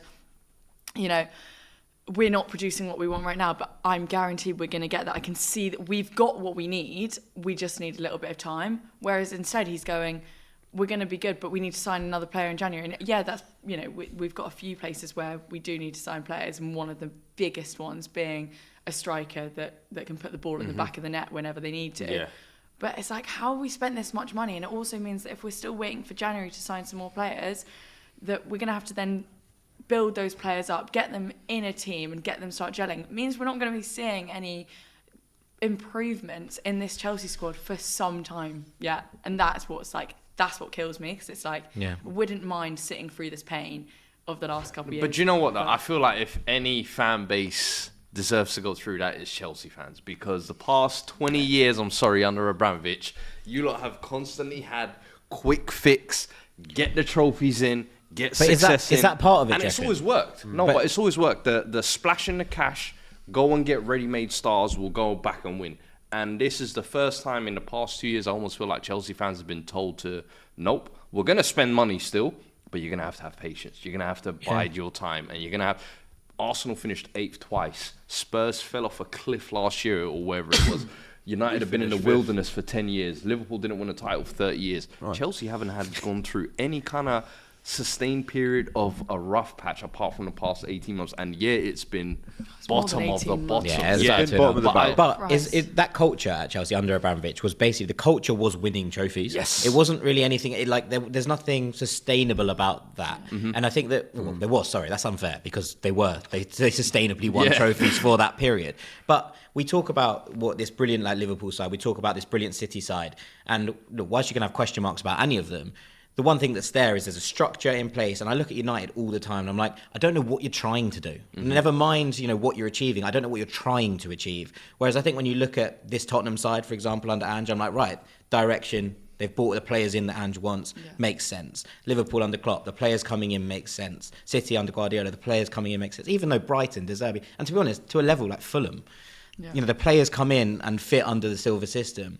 And I think that because of the culture was literally just we win things, as soon as that fell away, it almost feels like there's nothing to fall back on for Chelsea. And that's why I feel like everything just feels like it's completely up in the air. And the thing is, when you're rebuilding, though, you have to relay those foundations and know what made you successful. And I feel like having that core, having that experienced spine of proven winners, like once upon a time, you used to look at Chelsea and be like, the whole 11 are national team captains. Yeah, I was going to say there was like 8 captains in a side. Now you're looking at it like you're struggling to genuinely pick a captain from the starting 11. Like Conor Gallagher's running around as a captain. When he's not there, it's Levi Colwill, who's fresh out of the academy. So it's like, that's the biggest thing I think Chelsea are missing out. It's $1 billion spent, but it's not $1 billion wisely spent. And I think the biggest key factor is the experience. I think that's what it comes down to, though, like with our owners, is that it's weird, because I hear people say all the time, like, you're Chelsea, but it's like, okay, just because we've got a name that's done things in the past, it doesn't mean that we're at all the same team that we were before. Look at everything that's changed, new ownership,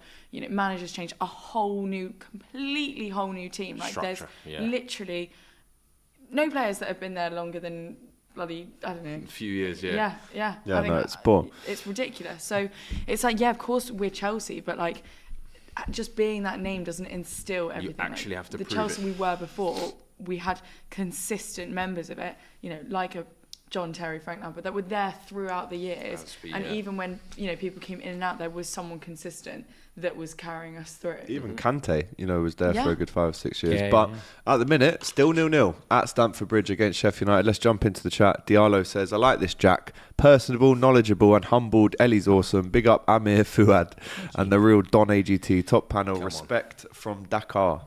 Shout out to you, my friend. Thank you very much. Lovely chat. Apparently, Ederson should have been sent off. It went to VAR. It was only yellow. Varchester City, they're saying in the comments here. Varchester City. Some people come out. When you force things into and I know the Liverpool one kind of vaguely worked because it works within the but like this is now getting to a point that doesn't make any sense. Ellie spitting facts says Real Madrid and things. RAL says red. Premise so corrupt. Ederson should have been sent off. VAR on Ederson, please, says Douglas. And it was Dale there saying, no, it was a genuine attempt for the ball. But then again, a lot of people saying it's a red all day long. AGT, if Chelsea beat Liverpool 5-0, will you present next week's Saturday football show in only shorts? I'm not sure you want to see that side, to be fair. This is a very Gary Lineker moment, isn't it? I've never wanted to win more now. We're close the friends. Thought of that, AGT. Listen, I've been going gym recently, man. I've been going personal trainer, so... Have you? But maybe why return would you like leg. To see that? Well, why would you like to see that? There's a joke in there somewhere. Anyway, Never Red says Romeo. This channel was suggested to me on YouTube. I'm enjoying the show. Subscribed, says Ronald McDonald. That's a big one. It's a big one. Out of work at the minute because those creepy Ronald McDonald McDonald's parties don't really happen anymore. That's a shame. Yeah, that is a thing. They were a thing. Yeah. They were a thing. Shout out to you, Ronald. Big up for watching. Do the same as Ronald if you have not already. Subscribe to the channel and smash that like button as well. Almost 3,000 of you locked in with us right now, so keep the chats coming. It's a great show today, even though there's not that many goals. I'll be honest with you. There isn't a bucket load of goals. There isn't. There's what? But two? It's been 2 so far, but it doesn't feel like that because we've had a great show. Red card. We've had a red card for Fulham, and it's now half-time at the Vitality. It's half-time now at Chelsea. It's 0-0. It's almost half-time at the Etihad, and we're in the 50th minute now at St James's Park, holding on Fulham with 10 men. Apparently we've been all right. Yeah, the responses from the Fulham fan base seem to be that actually we've got slightly better after going down to 10, so that's nice. Right, what we're going to do now is remind you of the Best of Enemies intro from yesterday. It was an absolute masterpiece put together by the production team and the presenters on DR. As we know, KG been running his mouth whenever Tottenham have lost. He's had a lot to say. Abby, are you okay, etc. But Abby and Expression certainly got their own back with this Best of Enemies intro. And after this, we're going to get into the Collins Christmas clash. Don't go anywhere. Previously on Best of Enemies. How long do we have? Your loving big and instead. Are you okay? Are you okay? Jared Bowen.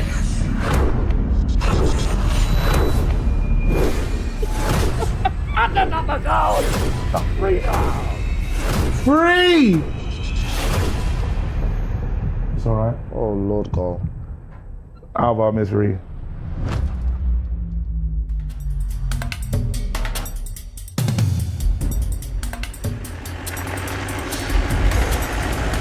Mate, I'm a United fan. I gotta get out of here, man. No, you know it's like get Get out.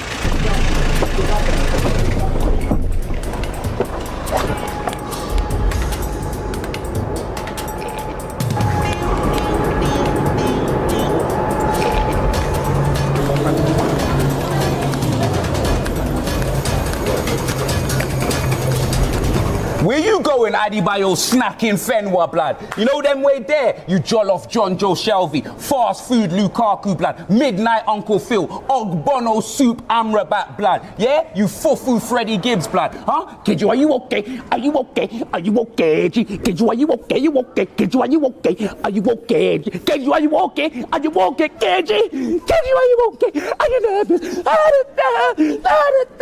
You've been touched back. You've been touched back. That ooze criminal. You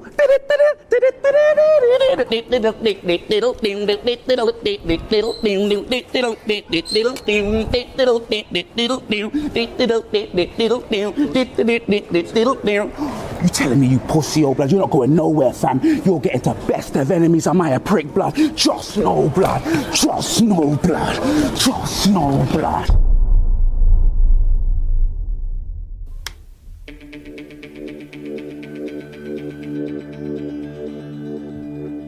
Do you know what's crazy? Last week, a follically challenged man with windbags asked me, Abby, are you okay? I am sensational. But are you okay? Kilograms. Are you okay? Snacking Fenwa. Because I've got someone for you. Over to you, X. So, you're trying to leave Europe like Manchester United, eh?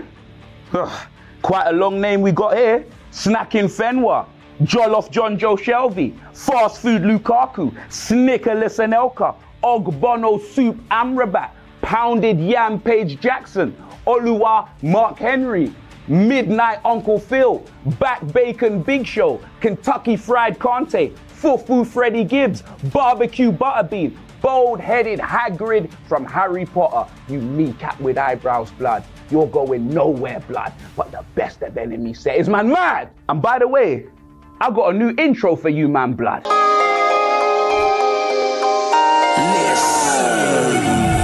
You're out the Champions League. Group stage over, no top 3. And you got fists up by the cherries. Jason Bournemouth, 1, 2, 3. Nil. Round 16, not there. KG's follicles, no hair. Ten Hag's job, he's scared.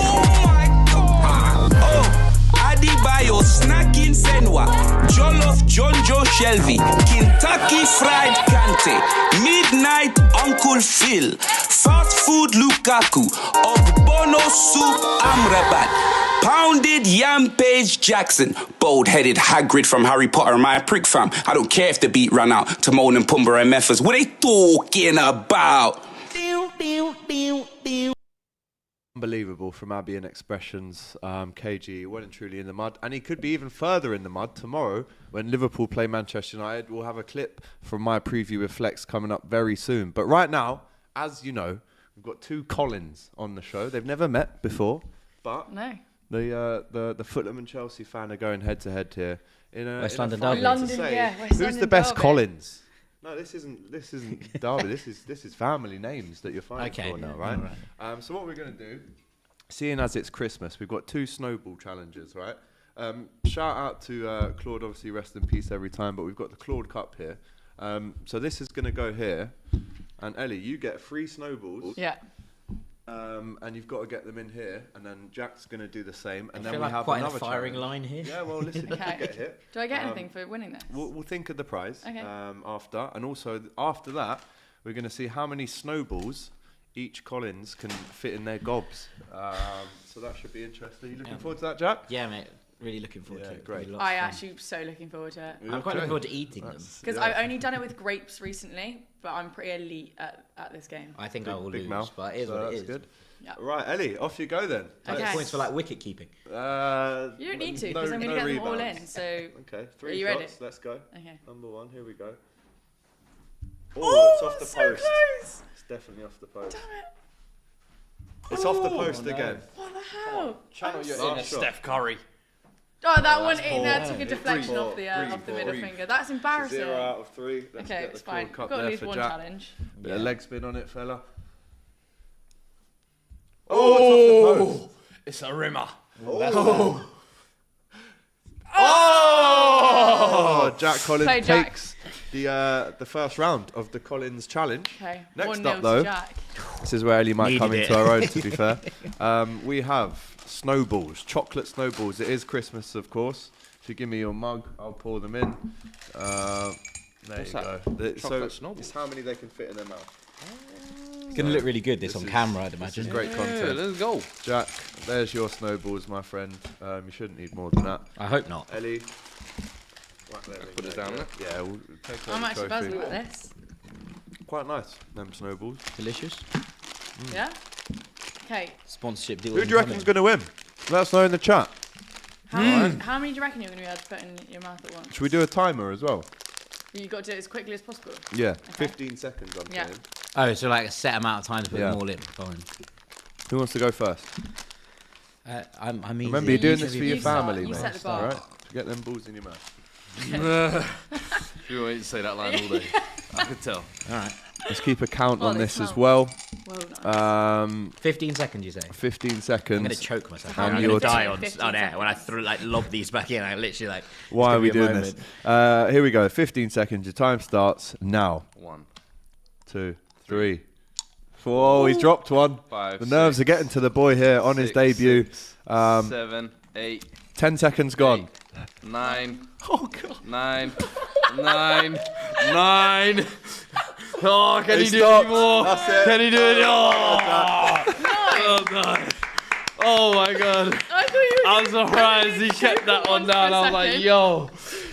We got a paramedic on site if we need one. Okay. How many Right, was you got that? 9 to beat 9 Ellie. to beat Ellie. 9.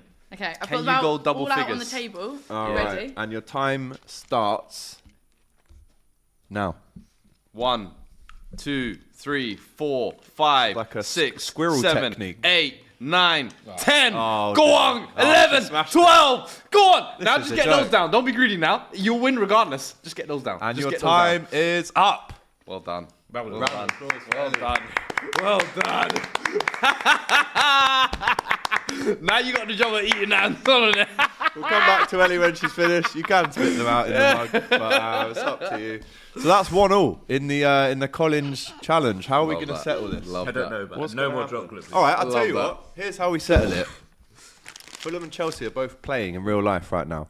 whichever team has the better result is the winner of the Collins Christmas Challenge. Is that fair? Yeah, but if they're both draws, Fulham win that. Yeah. Yeah, I'd agree with that. Away at Newcastle is a better result true, at a point than Sheffield United at home. Blades. Them Blades. Give her a couple minutes. Yeah, she'll be back. Shout out to Ellie. So that is how the Collins Challenge will be decided, who gets the better result today. And I do agree with Jack. If you get a draw away at Newcastle and Chelsea draw at home to Chef, then it's definitely Jack who wins. But while she finishes off, let's go back to the Liverpool-Manchester United game tomorrow, and let's see what I predicted, apparently, with Flex yesterday. Get on this. Got that clip to play there, Jim? I'll just keep blinking. Jim, are we there? And then you're obviously the week after. But this is the worst Manchester. Yeah, could be. No, it's all right. I got you. This could be, and again, we've seen some awful managers at Manchester United. They've had 6 in the last 10 years to try and recreate a tenth of what Fergie created, but they've lost more games within the last 10 years at Old Trafford than they lost in the whole 28 years that Fergie was at Manchester United for. So I don't know if it gets any worse than this. I mean, physically on the table, obviously it can. They can keep going down, but the lack of... I mean, I'm bored of saying it. I'm not even a United fan, but it's actually... You expect this now. We had Neeks on the Saturday Football Show. He was expecting... There was someone in the chat that said AGT would win that. I only had like 2 in there, and I was struggling. So there you go. What, with the snowballs? Yeah. I'm still trying to eat mine. That's what I'm saying. I was in like 5 minutes. They're unbelievable. They are very good. They do taste good. They're delicious. They are very good. But I don't ever want to eat them like that again. Well, it's almost ruined it for I you. actually think it made it even better. It's like melting in my mouth while I'm eating it. There you go. Whatever floats your boat, Ellie. Right, in that clip, save them for full time. In that clip, you saw me confidently predict that I wanted at least 5 against Manchester United tomorrow. I mean, there's been a lot of people that have come back and said, don't be so confident. This is how the football writers humble you. They change the script. But I'm just going on logic, right? My logic is they held 3 at home to Bournemouth last week. Right, we have around about 20 shots at home per game. They've got 9 injuries. We've got 7,000 more fans in the stadium for the first time. Am I wrong or right? And you guys will tell me, in thinking that this should be a humbling for United again? Or am I in the wrong? You tell me. And let us know in the chat what you think as well. It depends how the game opens up, right? Because, like, obviously, Liverpool are very, very good in transition with space to break into, etc. And you know what? That's probably the best thing that United have in their locker. So if it opens up into an end-to-end game, then obviously Liverpool have the firepower to score a lot of goals, and that's fine. But it will also open up opportunities. The only thing is that with Bruno out, is there anyone to actually create those opportunities? But we've seen Højlund do that in the Champions League, get in behind, make a difference, run at players. When he's doing that, he's good. He still hasn't scored a Premier League goal, but he has done that in the Champions League, and we've seen a lot from him. I don't think it's overconfident to suggest that Liverpool should win this game. But I think to say you want minimum 5 in a Northwest derby is potentially a little of a stretch. But I can understand, considering what happened last year, I can understand your confidence. What do you reckon, Fuad? I mean, it's a bit excessive. I mean, but I can hear it at the same time as well. Liverpool are in such a good flow at the moment; they're top of the league and deservedly so. But I don't know. I always feel like in these derby games, you're able to get anything. This could be the type of game where you see Højlund break out and get a brace, and all of a sudden it's a 2-2 draw. The Martial game, right?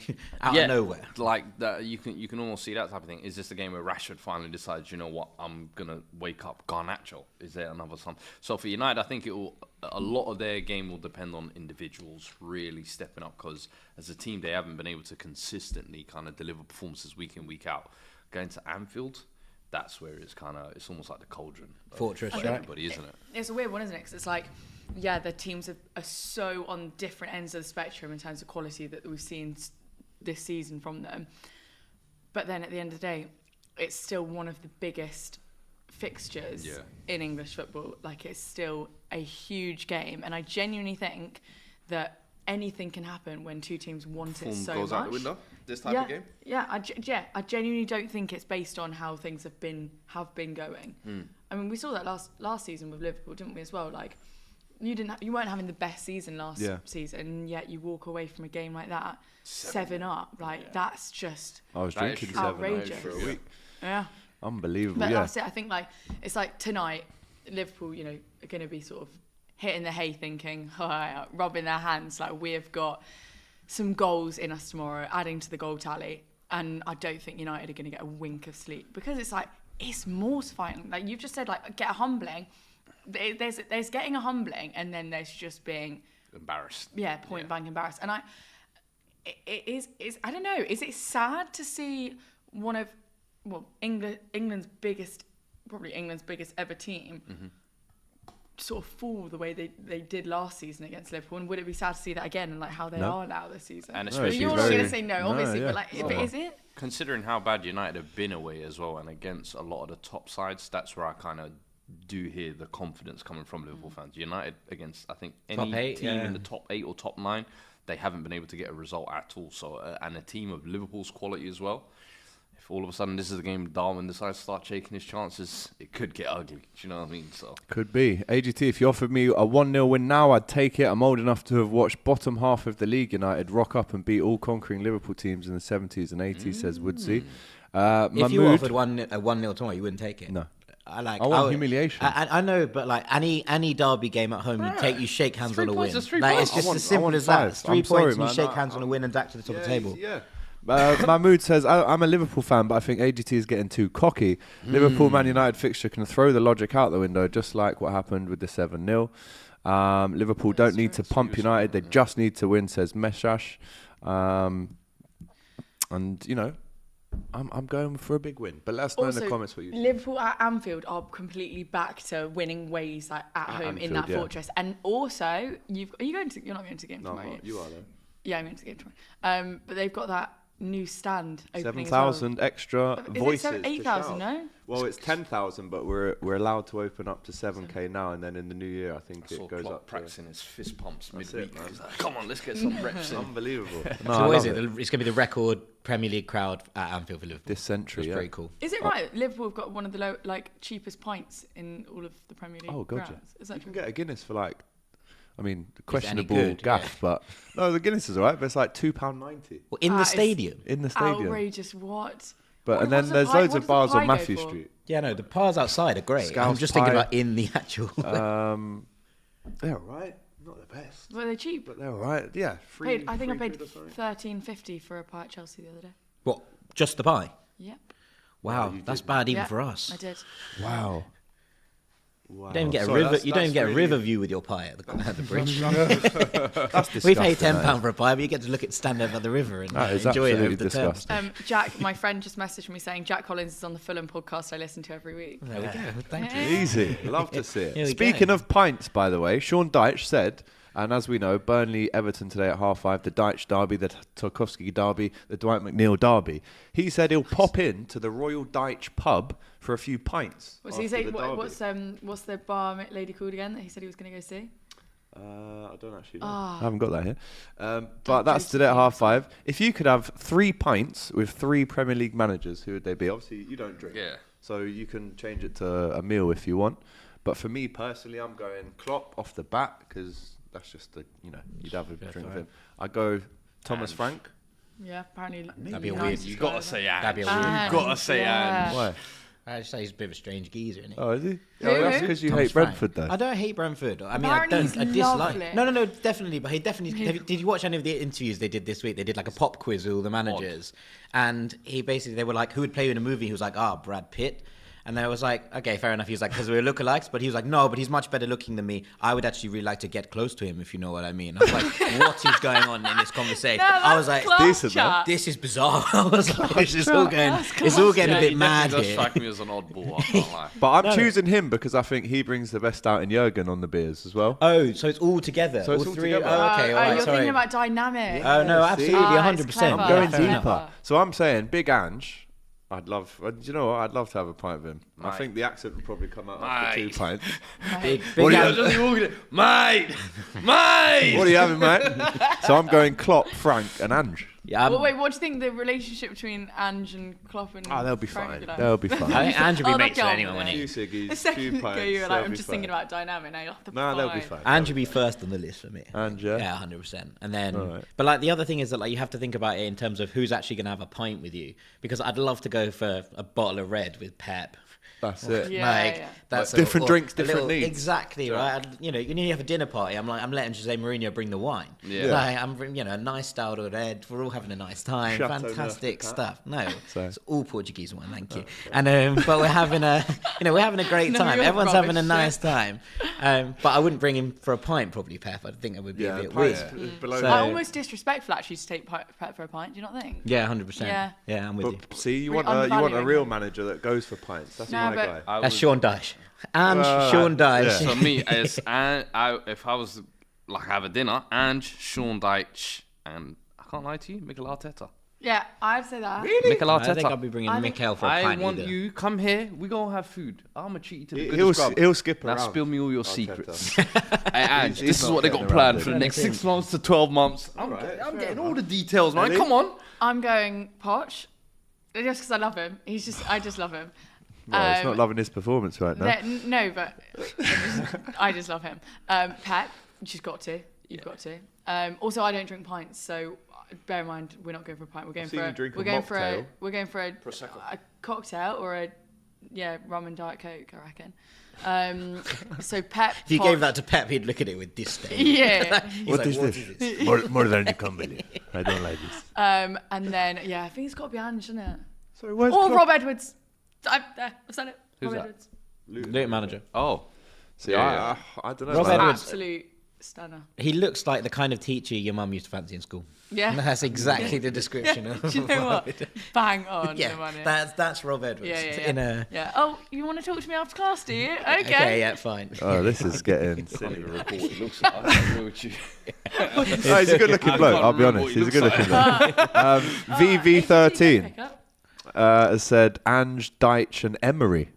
I don't Emery? know. Why I don't know Emery? about Emery I for a love pint. Unai Emery. I know you like him, but Emery's for a an pint, oddball, I can understand. Maybe he'd be a different character off the pitch. Kalimochos with the three Basque managers in the Premier Yeah. League. That's the answer. kind of churros. Moai says Big Sam, Warnock, and Dyche. Do you know what? Neil Warnock is one of my favourite That's proper. football characters That's a of all real time. I'd men's love a table, pint man. of Warnock. That's a real man's table, that, if there's ever one. Souness. Hell no, Arteta, says Emmy. Good evening for a pint, says Mice Life, and you'd be one of the worst choices, Emery. He's awkward, says the main Anon.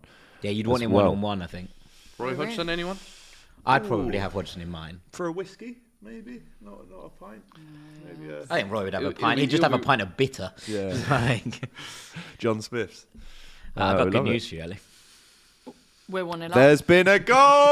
Cole Palmer, and she loves obviously. Poch. It's Cole And Palmer. Poch has obviously delivered a decent team talk because Chelsea have come out into the second half flying 1-0 up. And who is it, Ellie? Cole Palmer. It's got to be, isn't it? It's Cole Palmer with the goal for Chelsea.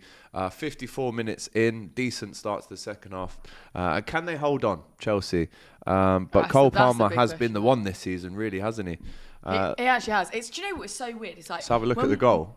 When we, there we go, Sterling, Talk us through it. step over, good cross, and he's just there in time, isn't he? Yeah. It'll- Starts it all off. Second Finishes goal it from all off. open play, that. Just perfect timing. 6 You know, yards him and out. Sterling are they are so good together. And no, it all stems down to Jamaican I always think Island this. boys, you know them ones. It all Both stems Jamaican, aren't they? down to what? You want Island boys. fancy me? No, Cole Palmer, From because St. he did Kitts. that rap. But Oh right, yeah. Sorry, your joke was went over my head. I do think he's just got some Caribbean Yeah, in I him. think he though. does. There's a VAR check on this goal, though. Oh, VAR check, LF. Could be sweating on this one. It might be offside, we're hearing. VAR check still That's not ongoing, though. We'll offside. come back to that. St. Kitts, yes, says Ricky in the chat. Shout out. I don't know where there would be an offside. Yeah, but- there's not. Unless it's Sterling coming back from an offside position to pick up the ball. Let's have a look. It was Sterling with sporting a new haircut himself. Whips it across 6 yards out. That's not offside, surely. Cole Palmer smacks it home. It looks okay, unless we're missing something.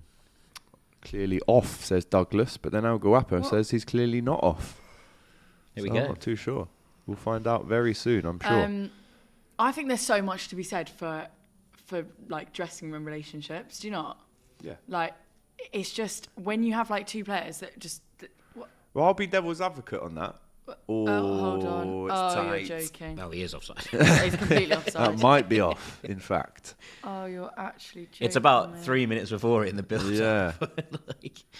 I mean, it's Sterling, the one that they're looking at here, isn't it? Oh, it's not. Oh, No, yeah. they're I looking think at- Sterling's off. They're looking at the wrong man. That was Nico Jackson they were looking Yeah, they're at. looking at Jackson Because because he's... they are looking No, at he's Jackson. fine. Why are they Sterling's measuring fine. Jackson? It's on. Jackson He's wasn't good. involved. The goal stands. It's fine. The goal stands, I think. Goal stands. You say that? Oh, he's not. Yeah. Oh, and Yeah. there has been another goal at the Etihad. Go on, is it your boy? Who's my boy? Alvarez. No, I don't actually know who it is right now. It's coming through to me ASAP. But it's 2-0, but it's just gone back to 1-0.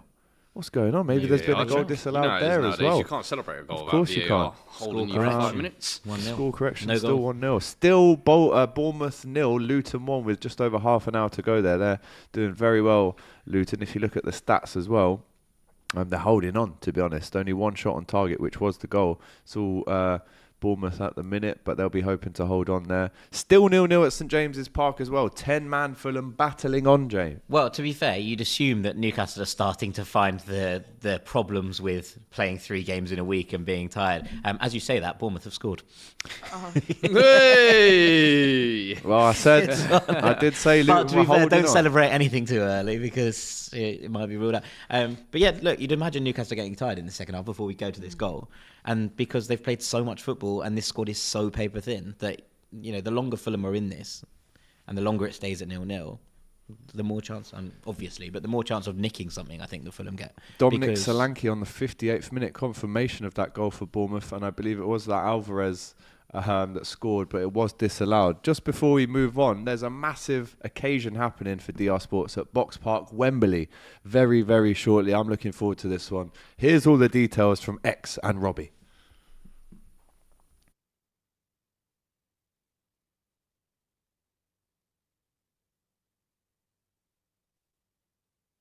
Jamaican Zordon, Don Robbie, and also that Jollof John Joe Shelby, fast food Lukaku, Adebayo snacking Fenwa, KG. For a night of football, comedy, Q&As and much, much more. So what are you waiting for? Get your hands on one of the free limited tickets right now by clicking the link in the description. You will not want to miss this night.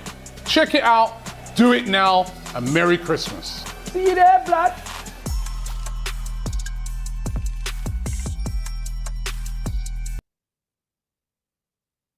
We're only 3 days away from that now. All the links and etc. can be found in the description, so go ahead and try and get yourself down to that at Box Park if you can. Let's go to the Championship. Preston 1, Watford 3. 3-1 up now. Watford, Kayembe with the goal in the 53rd minute for the Clarets. Millwall 1, Huddersfield 0. They're hanging on there. And in League 1, Reading away at Lincoln. They've just got an equaliser through Harvey Nibs there as well. QPR out of the relegation zone. QPR out of the relegation zone. Great stuff. Another team in the West. Confirmation on that City goal as well. It is 2-0 in that game. Rico Lewis. Is that his first goal for the club? In the league, I think Might be a this Premier League season, goal. yeah. 2-0. And I think there's a VAR check on that as well. There's some youth though City bring through. Isn't I know, it's unbelievable. Well, when you've got the system that they've got, you know, it's incredible. what And you look at expect. the players that go elsewhere as well, and Yeah. just, you know, absolutely Pedro shining. Porro. Yeah, exactly. There's so many, and like so much of this Girona side that are leading La Liga. You know, so many of that team were. brother is the Pere.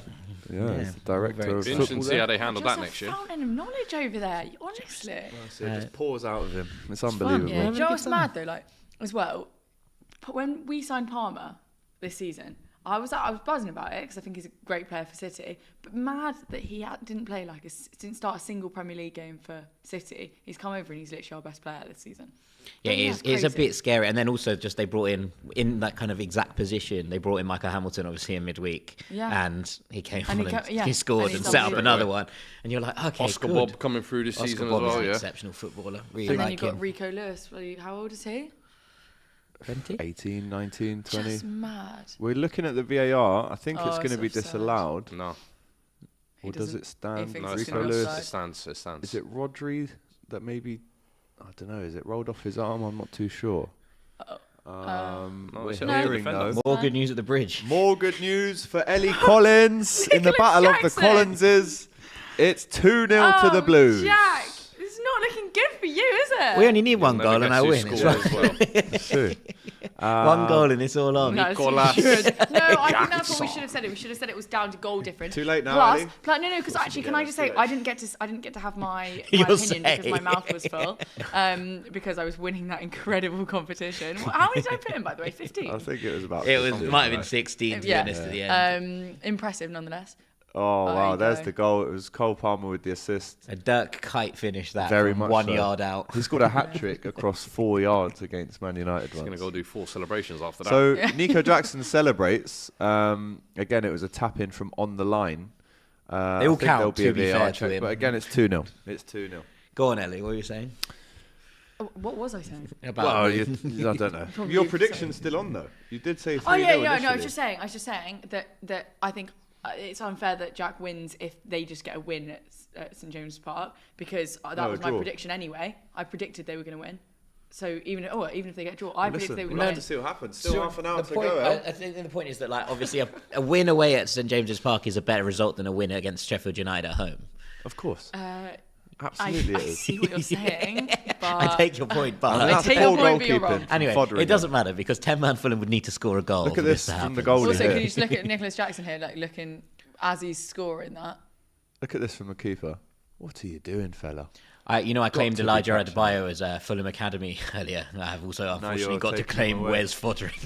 Oh, right. Oh no. Yeah, And not look, great. 6 of one, half a dozen of the Yeah, other, exactly. right? You've got to take the wins with the losers. Yeah, don't exactly. you, Rough really? with the smooth. Exactly. Rough with the Any smooth. other analogies we can pull out? No, that's it. That's all I've got. Is it analogies? Sayings? That's not an analogy, is it? Well, it's Football like- cliches. Yeah. cliches. Live. Hull 2, Cardiff 0. It's not great. Scott for Twine on Cardiff loan at the from minute. Burnley. There you Hold go, on. 56 minutes in. I think I've just seen some news, but why are we not up to date with what's going on here? Tell us. Flash score just come up. Might be another Nicholas Jackson goal. Oh, wow. Hold on, that can't be right. Or is that just It can't be right. confirmation That of would that? be Nicholas Jackson No, scoring that twice can't in a be game. right. No, because it's not changed on the No, actual I think thing. it's 2-0 still. Maybe it's just That's what late I'm to it. seeing. But as you know, still No, still 2-0. goalless at St James's Park. Burnt Leno with an exceptional save a minute ago to keep Fulham level. He's been doing that all season. 5 blocked shots. Two by million Fulham. pounds he cost, Really? and then 3 million. No. 3 million for every year for the 2 years that Fulham. If Fulham stay up this year, he'll be 8 million in total. That will be the full cost of that transfer. Wow. That's unreal. It's buzzing about that. Sensational. Yeah. Apparently, Very good business. We're Very hearing good business. Congratulations. we're hearing that apparently a Luton player has collapsed. So we'll give you the news of that as we get it. But obviously that's not something you want to see. But something else that Jack Collins might not want to see. There has finally been a goal up north in Newcastle, and it's the youngster Miley It's with the it. star. It's the star boy. Jack Collins at Newcastle 1, Fulham 0. They've made the breakthrough. Is there any way back now for Fulham after that Lewis Miley goal? Well, you'd hope that Newcastle continue to get tired, but obviously it's less likely at this point with 10 men. Lewis Miley is exceptional. I love watching him play football. He's so big for someone so For young. 17, yeah. He's 17 years old. He dominates physically in the middle of the park, but he's also technically really, really gifted. Showed it in the PSG game as well. He's been Was it brilliant. Champions League? Also, it was him, and Warren Zaire-Emery, 2 17-year-olds. You're like, these two players are going to be superstars. Yeah. So watching them kind of Jewel thrive. out. Yeah, but it was brilliant. And look, he's Let's see the an goal. exceptional talent. It's fallen to him, and he's It's a good finish. smashed it home. Yeah, no qualms with Lewis Miley scoring. That's a nice story. Bruno Guimaraes doing really well to get that ball to Miley eventually after. It's a little bit bobbly pinball in the box, A little bit. and probably Fulham should do better in terms of actually clearing it. But that's a nice story, and I will live with it. Well, that's a nice Wow, football that's a fan, really- isn't it? yeah. I wouldn't say that. No, I'm honestly. I I'd don't say, have think you not those got words school would- tomorrow? Yeah, get back to bloody science, 3rd period, you sausage. That's what I'd be saying. But we're different people. Every time you I've say got- sausage, I die. Every time It's just the best. It's just the best insult. I Yeah. think, sausage. I got a soft spot for the northeast. I went to uni around that neck of the woods. So, where'd you go? To Durham. So I spent a lot of time in Newcastle and watching games at St James's Park. So we're hearing absolutely abysmal away end, though, isn't it? It's Tom Lockyer that's collapsed. Yeah, we're hearing that Tom Lockyer has collapsed and the game has currently been suspended in that game. I mean, listen, obviously, whatever happens we'll bring to you, but I don't want to comment on it too much right now because I know nothing and it wouldn't be fair to do that. So let's see what happens. Yeah, and obviously he's previously survived. Championship playoff final. I was there.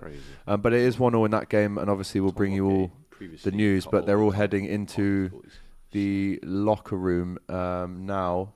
But it went down off the ball, the same as the playoff final, and we're hearing he's being treated by paramedics now. So again, no comment on that any further until we know what's happened. But as things stand, that game has now been suspended.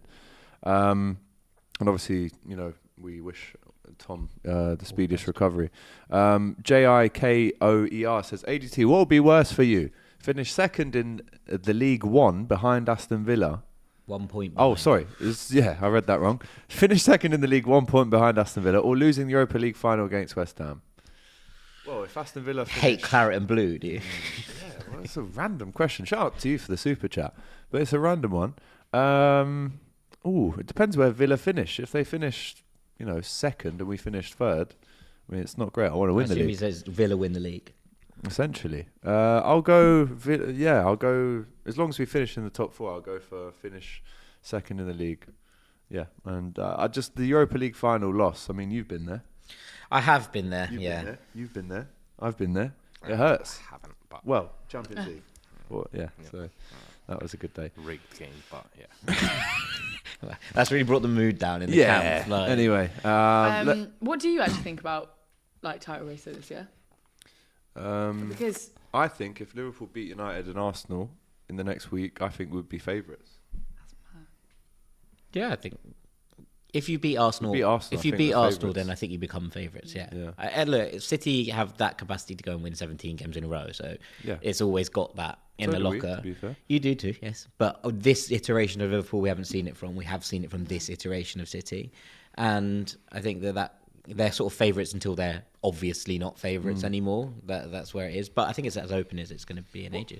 I love this Villa side being in the mix. It's great. And Emery business is great business. How long do you think it lasts, though? Because I think we've all seen West Ham be involved in these types of races. Leicester for a few years, I remember. Do you think they will genuinely be competing for these top 4 spots come business time of the year? I think when you're up there in this, look, they could go top tomorrow depending on what happens in the Arsenal game. Like obviously briefly because Liverpool play later, but it's still kind of one of those you're like, ooh, Villa could go top. We're in December. Yeah. This isn't Villa going top in September and being 3 weeks into the season. I think that you can't rule them out of a top 4 race at this point. You can probably just about rule them out of a title race, but even that is based on the caveat that we don't know. Yeah. Well, there was a lot of talk this week around Unai Emery being the 3rd best manager in the league. Is it clear now that he is? I mean, obviously Arsenal fans will put him in that kind of same bracket as an Arteta, or you've got other managers in and around it. But I'd say he is. I think right now comfortably 3rd. He's proved more than Arteta. Yeah. I think right now you could say he's definitely up there. But if you're looking at a longer period of time, looking over the last year, and you're comparing him to a Eddie Howe as well, who's not in that top 3 as you look at it right now, that turnaround was even crazier than this Villa one that we're seeing right now. But I think, what he's done with the team is just unbelievable, isn't it? It is. You have to kind of put the past records in. The job he did at Sevilla, where they won 3 Europa Leagues. The job he did at Villarreal, where they won the Europa League and then got to the semi-finals of the Champions League the year after. Looking back, actually, considering everyone else's go at it, his job at PSG was pretty good. It's only really Arsenal where his reputation was stained in many ways. And actually, when you put all of that together, he did a relatively solid job at Valencia as well. So when you put very good job that back, when you put all of that kind of back catalogue together with what he's now doing, I think people are now waking up to it because he was seen as a bit of a joke figure in the Premier League. Obviously, all the good evening stuff, which felt very uncomfortable at the time, but now looks a bit silly in that it was people didn't give him the opportunity. He probably wasn't the right manager for Arsenal at that exact time. That's fine. I was going to say, when you're replacing a manager like Wenger, who's been there for so long as well, you've seen replacing that. It's never done first anywhere, time, right? Yeah, it has to be. It takes a couple of goes. It takes a couple of goals, and I think he almost bore the brunt of that, if you like. Job, really, wasn't it? and it almost felt like wrong place, wrong time. But you're really starting to see since that job what he's really capable of, and I think that's just a sign of kind of how good he really is as a manager. I thought coming into this year as well, I thought them having Europe, they're going to need kind of a bigger squad, but the way he's managed to improve the squad, but then it's individuals within that as well, like McGinn now in this new left-hand side role, Watkins, this new lease of life he's taken. Like, there's so many managers that come in, you see them doing well last season, and now they're like, okay, we've got more games to play this season, how many more signings can I make and things? But I think a great manager is one that can take the players that they've already got, see the potential in them and make them better. Like, raise the levels. Just didn't see it coming from John McGinn. I mean, when obviously Mings is injured now, but the difference that he made with Tyrone Mings. Even like Diogo. I'm going to have to interrupt you guys because there's been another goal. Jack Collins, talk to me, fella. Is it getting better or worse for Fulham? It's getting worse, don't you worry. It's getting worse. Miguel Almiron has joined the party against 10-man Fulham, it appears. Yeah, another player it's quite difficult to dislike, isn't he, Miguel Almiron? But, yeah, I mean, this is the risk you play when you play 70 minutes of a game with 10 men. Do you think, looking back at that moment, obviously there's still half an hour to go, it could get worse, but do you think, looking back, it's that Raul Jimenez mistake that might have cost you ultimately in this game? Yeah, I mean, I don't think he's, as we pointed out at the time, I don't think he's done anything on purpose. It's a dreadful goal to concede. Really, really That is horrendous, that is. It's a little bit of a mix-up at the back, and he just rolls through for Almiron to tap in. This is it. Backs against the wall, I think. Obviously, the place will have livened up after the red card, especially, they get season opportunity to actually get their thing back on track and grab back the kind of control of the narrative, I suppose, from what's been a dreadful week for Newcastle. So this is unfortunate. Offside, no? He might be offside. I think that kneecap might have been offside. Is that a foul as well, or advantage? I don't think it's foul. I think that kneecap might have been offside. There hasn't been any sort of sense that it was being checked, though, so we'll see. I think you couldn't have had... I think it couldn't have been a worse player to go off, to be honest. Yeah, he was, just started to become the talisman of it, if you will. Maybe not that. Maybe that's the wrong word, but someone who's... There's a foul on him, if anything. That's it might a foul. be a penalty, yeah. But then the refs played advantage, but right? if he's but offside... then that's a foul as well. If he's offside, then none of those fouls count. Yeah. So we'll see. Yeah, I mean, he was just starting to knit things together. We talked about at the top. To play to his advantages rather than what it would have been for Mitrovic. Yeah, exactly. Super chat here from Tina, who says, top 4 managers in the Premier League in my head is number 1 Pep, 2 Klopp, 3 Howe, 4 Unai Emery. But then where does Poch fit in? Where does... Arteta, all the rest Poch of them. fits in at 12th right now. Just below Marco Silva. We're getting a VAR check on the Wilson's goal. got to be offside, I'm sorry. Yeah, you saw that from the normal cameras. I don't need lines for that. 2-0 up. Southampton are at home to Blackburn now. It doesn't look like it's being ruled out. No one seems to think this is... No, because I'm seeing a bit of shade of pink in the shoulder. Yeah. Saying he's on. I think, yeah. Yeah, the goal stands. Goal given. And Ange not even in the top 3 or 4 or 5 there, as Jean-Pierre says in the chat. Yeah, that's crazy, actually. He'd be close. He'd be close. No, I'd have Ange ahead of Let's be honest, before this season, nobody even knew who Ange Postecoglou was unless you were watching Celtic. You probably did. Well, not many people. Out here watching Yokohama F. Marinos. I like that. I appreciate that. That's a real football man right there. But now he's coming. He's done brilliant work. But over the past couple of weeks, you almost felt like people couldn't wait to see Ange fail. And when the results weren't going, it was like, aha, we finally got him. So for me, I'm still, as much as I love Ange, let's give it time before we put him in the top 5 discussions. Yeah, I think that's fair in terms of the Premier League. Yeah, I'd say I hate saying. I love sitting on my feet, don't I? All the time. I think that's fair enough what you've just said, but at the same time, I do feel like he had a really, really great start to the season. Everyone's like, he's unbelievable.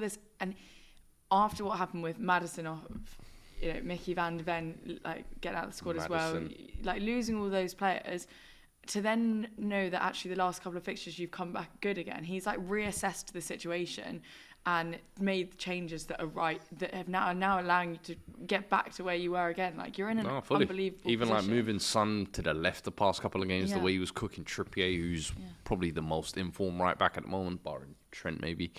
But yeah, he's done the way Richarlison's come back to form past couple of games. Kulusevski in the 10, Ben Davies, at centre-back has been doing a half-decent job. So he's adapted well, and I think that's the thing that's given a lot of Spurs fans a lot of confidence throughout this run. It's like, against Villa, we actually look like the better team. Against City, we didn't look like we was going to be blown away. We looked like we was in the game. And finally now you sort of start to see the results come around. West Ham just seemed like a freak incident type of situation. But we dominated. You were the better game. team for like 60 minutes of that game anyway. 100%. That's what I mean. That's what a good manager is. Like, you work with what you've got. It's like, I liken it to like, right, say you like put on weight, and you easily go out and buy a new pair of jeans that are like 2 sizes bigger, hide the weight that you've put on.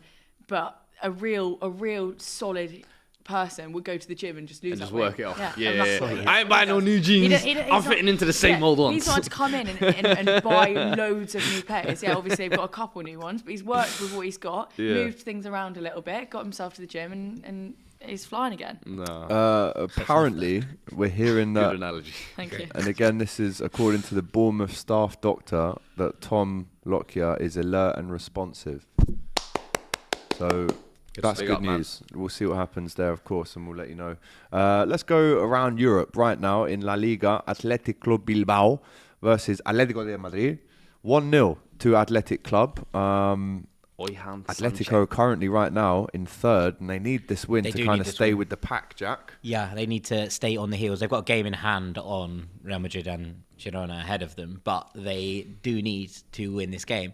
It's an interesting one, this game. Guruzeta has just scored for Athletic, but it's a fun sort of family cousin rivalry here because Atletico were formed from Athletic Club Bilbao as a secondary department. Their youth system moved over to Madrid, and a fun fact about that is that for years, until La Liga banned it, Atleti used to play in their away kit at home against Athletic as a sign of respect, and I love it's just one of my favourite things. Football stories. But Bilbao's story in general is just a fascinating one. Honestly, it's probably one of the most interesting clubs.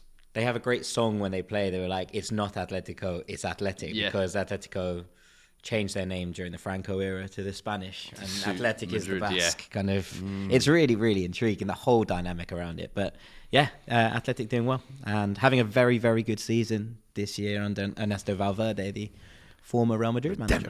Redemption for Valverde. I like it for Valverde. It's great stuff. I love it. He almost crashed out at Barcelona, and when he took over there, I was like, "Come home, man. This is where you belong. Bring him back." Yes. Yeah, it's an amazing city. It's those people that people are like where places to go to watch football. Going to San Mamés is an experience that every football fan should have. It's the most incredible place on earth. And the Guggenheim Museum. That is also there, yeah. Yeah, I've been there.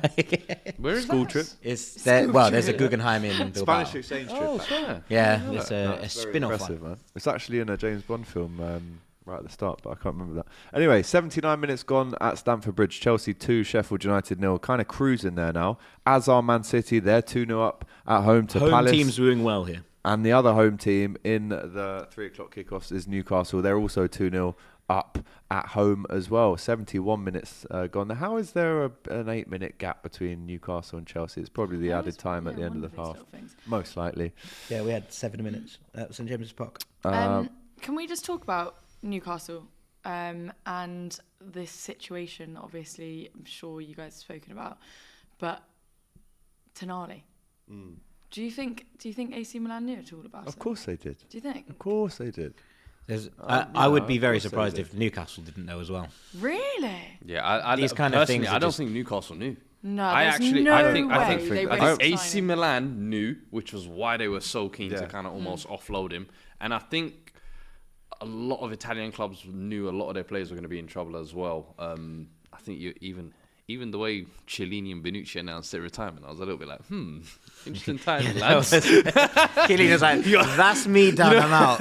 Because Juve is always involved in some shady business. I'm like, But no, I agree. I think AC Milan definitely knew, which was why I was so shocked. Why are you setting a captain, a symbol of the club, if you like? But there's been a goal, Fuad. Yeah, I know. We'll come back to it. There's been a goal at the Etihad. Is it 3 for Man City, or have Palace pulled one back, Ellie? It's 3 for City. Why am I wrong? It's 2-1 to City. Jean-Philippe Mateta. Wow, wait, that was my score prediction. It was. Unbelievable. So maybe some late hope there for Palace away at City. That's You can't get sacked after that result. No. You can't get sacked after a 5-0. Absolutely not. 2-2 now for Mateta as well, isn't it? After not scoring in the Premier League. Yeah, he had a long one. But that happened for Edouard as well. Didn't score for ages and then just scored like 6 in 4. Kwang is the same actually. And Athletic Club have just scored a second against Athletic Club There you as well. go. There you go. Nico Williams. The young Williams. Has he signed the new deal yet? Yes. 2029. With his brother. Them brothers are locked in. Yeah, Mateta with the goal.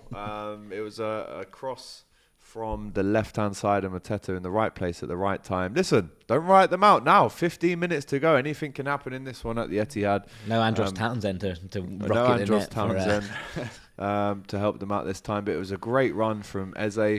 Actually, I think that's Schlupp, and he beats the trap, whips it across, and it was. Aki's got to do that better is fantastic. You can't get a better cross than that because they call it the corridor of uncertainty, don't they? But look at that, brilliant. Ake couldn't reach it, and Palace deservedly have their first goal of the game. Big for them. Great goal. Easy to lose control in that situation there as well, isn't it? 2 on him looked a little bit shaky. Both Diaz and Ake should do better there, to be honest. Do better. It is a brilliant ball across. Diaz has to push him wider or get in front of that ball, and Ake, that's poor positioning. Do we reckon there's any surprises, or does City go on to win this one? This is actually my scoreline, 2-1. This is my Yeah. I think we had the same. Yeah. Celtic still 2-0 down at home, Jack. Take credit for yours. 10 minutes to that's go. what I said. At home to Hearts. Deeply uncomfortable with that. Takes Hearts up into third, I think. So, yeah, amazing result for Hearts. It was the other game. Less so for Celtic. Yeah. You're right. That's not your good. prediction. Outrageous. You can have The that all by boys in yourself. green at all. I'm winning enough today. FIFA says Ellie needs to become a regular. Apparently, James confirming for us that Lockyer is awake and alert according to the Bournemouth medical team. Again, I don't want to say something that might not be true, but hoping that is true and hoping that, that gets sorted as soon as possible. Watford 5-1 up away at Preston at Deepdale. Ismail Kone with the goal on the 77th minute. Cruising. Now Watford are away at Preston, Jack. It's a long away day. It's a long trip up to Lancaster. And also Deepdale has the steepest stands. I've been there. It's just like, I remember scoring a 90th minute winner against Preston once. Alexander Mitchell. personally? Yeah, I did it, personally. Alexander Mitchell What can you bundled not in. do? Yeah, exactly. I can't score 90th minute winners at Deepdale. That I can't do. But like 18 people fell down this like bank of stairs. It's incredibly steep. The away There's end. a cop end there as well. The Bill Shankly, the cop end there. Yeah. We actually used their stadium as a home ground during pre-season this year. There you go. Because our new stand was being built. So there you go. Oh, cop and friends. Up to Lancaster. Sheffield have got one as well. Sheffield United have got a cop. There's a few, man. Can we please go back to the Newcastle conversation, because I'm really intrigued to what you guys think. I think they definitely knew AC Milan. Yeah. And also, I think if Tonali was to be available and ready right now, he's not getting in that team. Look at what Miley's doing in that midfield. I thought you meant for AC Milan. Oh, no. I mean, it's a mess, though. The whole thing's a mess. Well, so you don't think if he was available, he would have played Listen, he probably this would be midweek, playing. and in Course the he- Champions course he League would they have. would He'd have be had, they would have playing. had a bit more of a chance. Yeah, than no, they they've would had. have. But at the same time, Lewis Miley can probably thank him inadvertently for. Yeah, allowing it's him offered to his kick his career opportunity, off. but it was equally so as loads of injuries. So it's a bit. I think there was an element though that obviously Milan sold him. They sold him for a lot of money, and Milan were deep in the red in terms of their financials ahead of this season, and they needed to make a big sale. And if they were going to sign anyone, and the way that they used that money, they brought in Tijani Reinders from RZ Alkmaar. They obviously brought in Loftus-Cheek. Pulisic came in. Chukwueze on the right wing. They brought in Noah Okafor New contract from for Leao RB as well. Salzburg. Contract for Leao. God, And they're basically, flying, aren't they, really? Spent their money They as well. spent the money really wisely, and they basically only spent the Tonali money and from a couple of other sales here and there. And in Benacer, I think they have a better deep lying midfielder than Tonali anyway. Sorry, So I've you- just. Yeah, go No, on. no, No, carry go on. on. I'm just gonna say I just seen the Nico Williams goal in that game. Wow. Wow. Nico Williams is a special Cuts in from the right. On Lewis Miley, by the way, he becomes Newcastle's youngest ever goal scorer in the Premier League. 17-year-old midfielder already has 6 Premier League appearances, 3 in the Champions League and 1 in the Carabao Cup as a 17-year-old. Yeah, he's incredibly special, man. He's a very good player, as you see. Big goal for Derby at home to Wickham. Tom Barkhuizen, formerly of Preston. How do you know that? That's a joke. 83 minutes there. Port Vale 3, Wigan 2. Wigan have, I think it's Man United in the FA Cup, don't they, coming up? Yeah, I believe so. And United not at home in the FA Cup. Yes. Out of nowhere. For the first time in 14 ties or something like that. Unbelievable. Millwall still 1-0 up at home to Huddersfield at the Den. 85 minutes gone there. Mo Mohammed with the super chat says... Matt Wafer is who Liverpool need. Dutch Declan Rice. Like that a lot. That's a great shout. He is almost. I can't lie to you. I feel like he's the hipster flavour of the season. Really? Yeah. I've not heard anybody else give that shout whatsoever. On Twitter, I've been seeing a lot of United fans kind of clamouring for him, and I feel like he's the new. United fans love the Eredivisie, don't they? Yeah. I'm not fully sold on him. He's an enforcer, like a proper six, big boy six. Yeah. I quite like him, but he is also in a final side that makes a lot of sense. And that's the thing. I feel like that final team is very profile specific, and that's why you saw even Kokchu, was it last year, thriving, and Benfica is not really able to kind of replicate the same. I don't know. Maybe it's just I had that picked out as my transfer of the season, and he hasn't delivered whatsoever in a Benfica shirt. So it's been interesting. But yeah, that final side are very well drilled. Yeah, they're very well put together. I always think with transfers from Eredivisie as well, it can go really well or it can go really bad. The last thing you want to do is force into overpaying for Eredivisie talents, in my opinion. You have to look at which leagues. I think this is a really interesting conversation, like kind of generally, but which leagues transfer to the Premier League really well. The Portuguese Primeira seems to transfer beautifully. Players who come from Portugal Darwin Núñez tend to do. So can you give us some examples? Well, Luis Diaz, João Palhinha. Yeah. Straight into this mix. I think Diogo Jota. What is that? Is the pace there and like the Wolves. The aggression is as much as it is in the Premier League? What is it about? I think that's the case for the French league. Yeah. I think the Ligue 1, you see a lot of players who adapt very quickly from that league, and I think it's the physicality and the pace. You got a lot of African-based players in the French league, and I feel like that just raised the physicality standards. In the Premier League, you get the same. It's an international mix, and once players come over, it's all well and good having the technical ability, but you must be physical in the Premier League to survive it. And I think Ligue 1 just translates the best, in my opinion. Bundesliga, I think, is one that doesn't. It's almost the opposite. Because it's so open. Every team is so open, plays such a high line, plays such an offensive style of play. The physical and kind of defensive side almost gets forgotten, and then they come to England and it's almost like a whole new world of adaptation. And I think we've seen a few players who've come from the Bundesliga where it just hasn't really clicked for them, and you just think, huh? But then Timo Werner will go back to the Bundesliga and start doing bits again. And it's like, although Leipzig want to get rid of him in January. Yeah, in January now they want to let him go as well. And I mean, would you take him at Fulham? Probably. I really like Timo Werner. I think he's one of those players that was just fundamentally misused. He's like the way he runs off his shoulder, the way he stretches defenses is great, but you need other players to sit into those roles, and Chelsea just sort of didn't have any other players to do the other bits. I think a club like Fulham or Brentford, if they lose Tony, that's where he can become almost like a Premier League striker, if you like. I feel like a club like Chelsea, responsibility was too big. It would be good to have a redemption arc down the other side of SW6. We'd like that. We like that. We had the Wayne Bridge redemption arc after he left. I'll tell you what, there's no redemption arcs tonight. Newcastle are in their villain arc right now. 82 minutes gone now, and it's 3-0 to Newcastle. Not the best trip there for the poor Fulham fans that have travelled up with their cheese boards and their... The cheese boards, I can't believe you said the charcuterie boards. Yeah, and their Prosecco. I hope they got enough for the journey back. Yeah, I don't know how to say charcuterie. I'm not a fan of cheese boards. We're going to have a load of butt Hey, listen, you've had a questionable one. I'll eat you under the table, yeah. That was the other one that came out, wasn't it? That's a Hall of Fame line, by the way. That's going in the end of year. The Arsenal's that is not. I actually don't even think I finished saying it before I was like, I shouldn't have said that before you'd finished the brain fart. But it's Dan Burn on the 82nd minute. Great Oh cross. no! Bruno. People. Dan Burn, the former Fulham player, doesn't celebrate though, Jack. Respectful at least, or is he injured? No. Wait. Oh, he's. Did he play for It's Fulham not a full- or Brighton? Yeah, well, Fulham sold him. Well, Fulham let him go on a free to Wigan, and then Brighton signed him from Wigan, and then Newcastle what I was signed him. thinking. I was He like, played He was at Yeovil before all of that. I saw on him loan play from for Fulham. Yeovil, I also saw really? him play in the League One playoff final against Brentford. Wow. There you go, He's for gone Yeovil around, Town. bless him. Was he Yeah, always Yeovil 6 Town. Came out the It was window. a great outside of the He foot was little always this Trivella big. pass.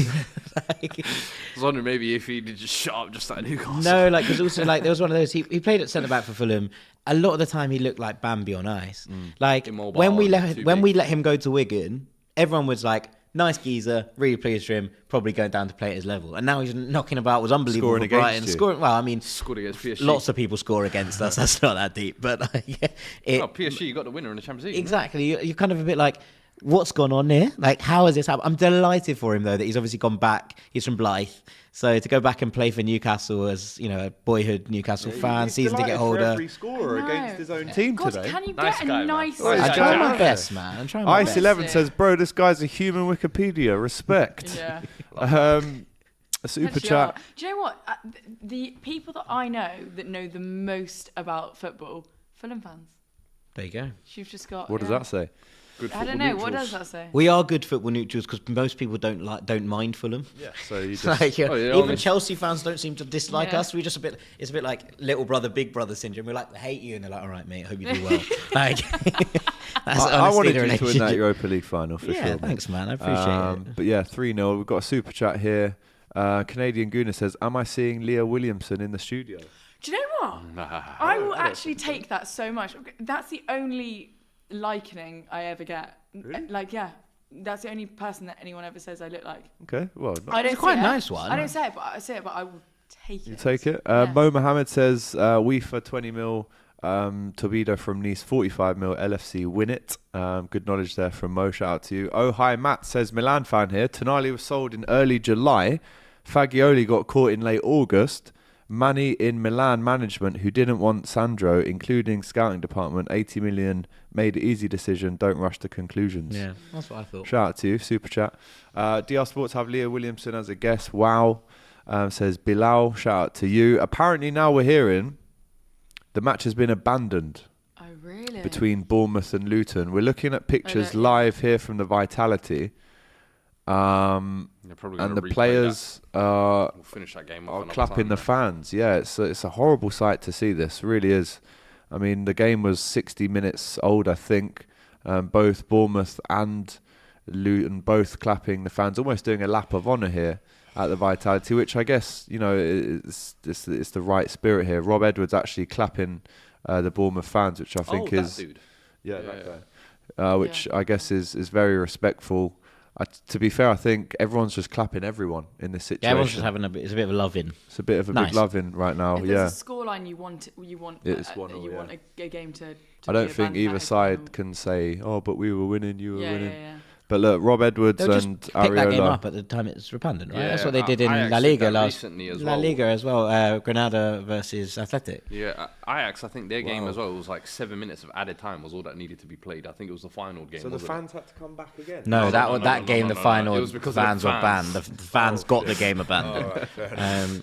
Yeah, that game. Listen, it's a really sad kind of confirmation that we're bringing to you there, but that game has been abandoned due to Luton captain Tom Lockyer sadly collapsing on the pitch, very similar to what happened off the ball in that playoff final as well. So I guess that's not what you want to see. That's awful. But what we are seeing is a massive show of respect from both teams, and all of the players and the managers, Jack, do have very concerned faces on. They understand the kind of gravity of the situation, and they also all come to the conclusion that this is probably the right decision for all parties here. Yeah, I mean, also there is an element of, whether the reports are true that he seems to be responding, etc. You don't want to be walking around there with a massive smile on your face, do you? So you obviously have to show the situation the gravitas it deserves, and that's exactly what we're seeing. Everyone seems to be on the same page with this one, and But all we can do is send our best to Tom Lockyer, right? Mm-hmm. Yeah, of course. And yeah, as we said, that game is now abandoned officially, and obviously we'll bring you the news of when that game will be replayed as well. But yeah, Sky Sports have now confirmed that it's abandoned around half an hour early.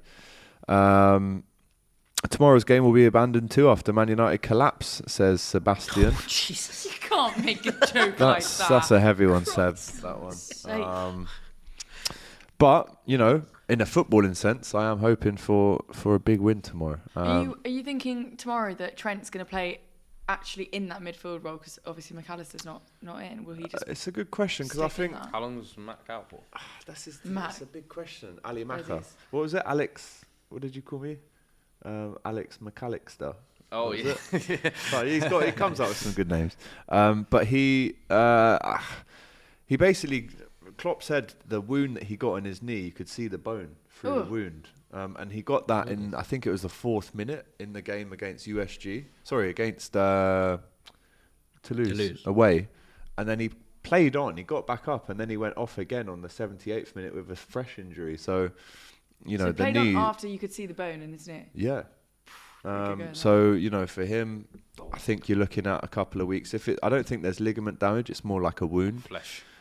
We're getting pictures here of Rob Edwards. He's got tears in his eyes, and it's kind of making me, really kind of emotional looking at it, because it's a real human moment. And yeah, as you can see, the refs and all the playing staff and the management on both sides are clapping both the players off the pitch. But Rob Edwards, what a guy, man!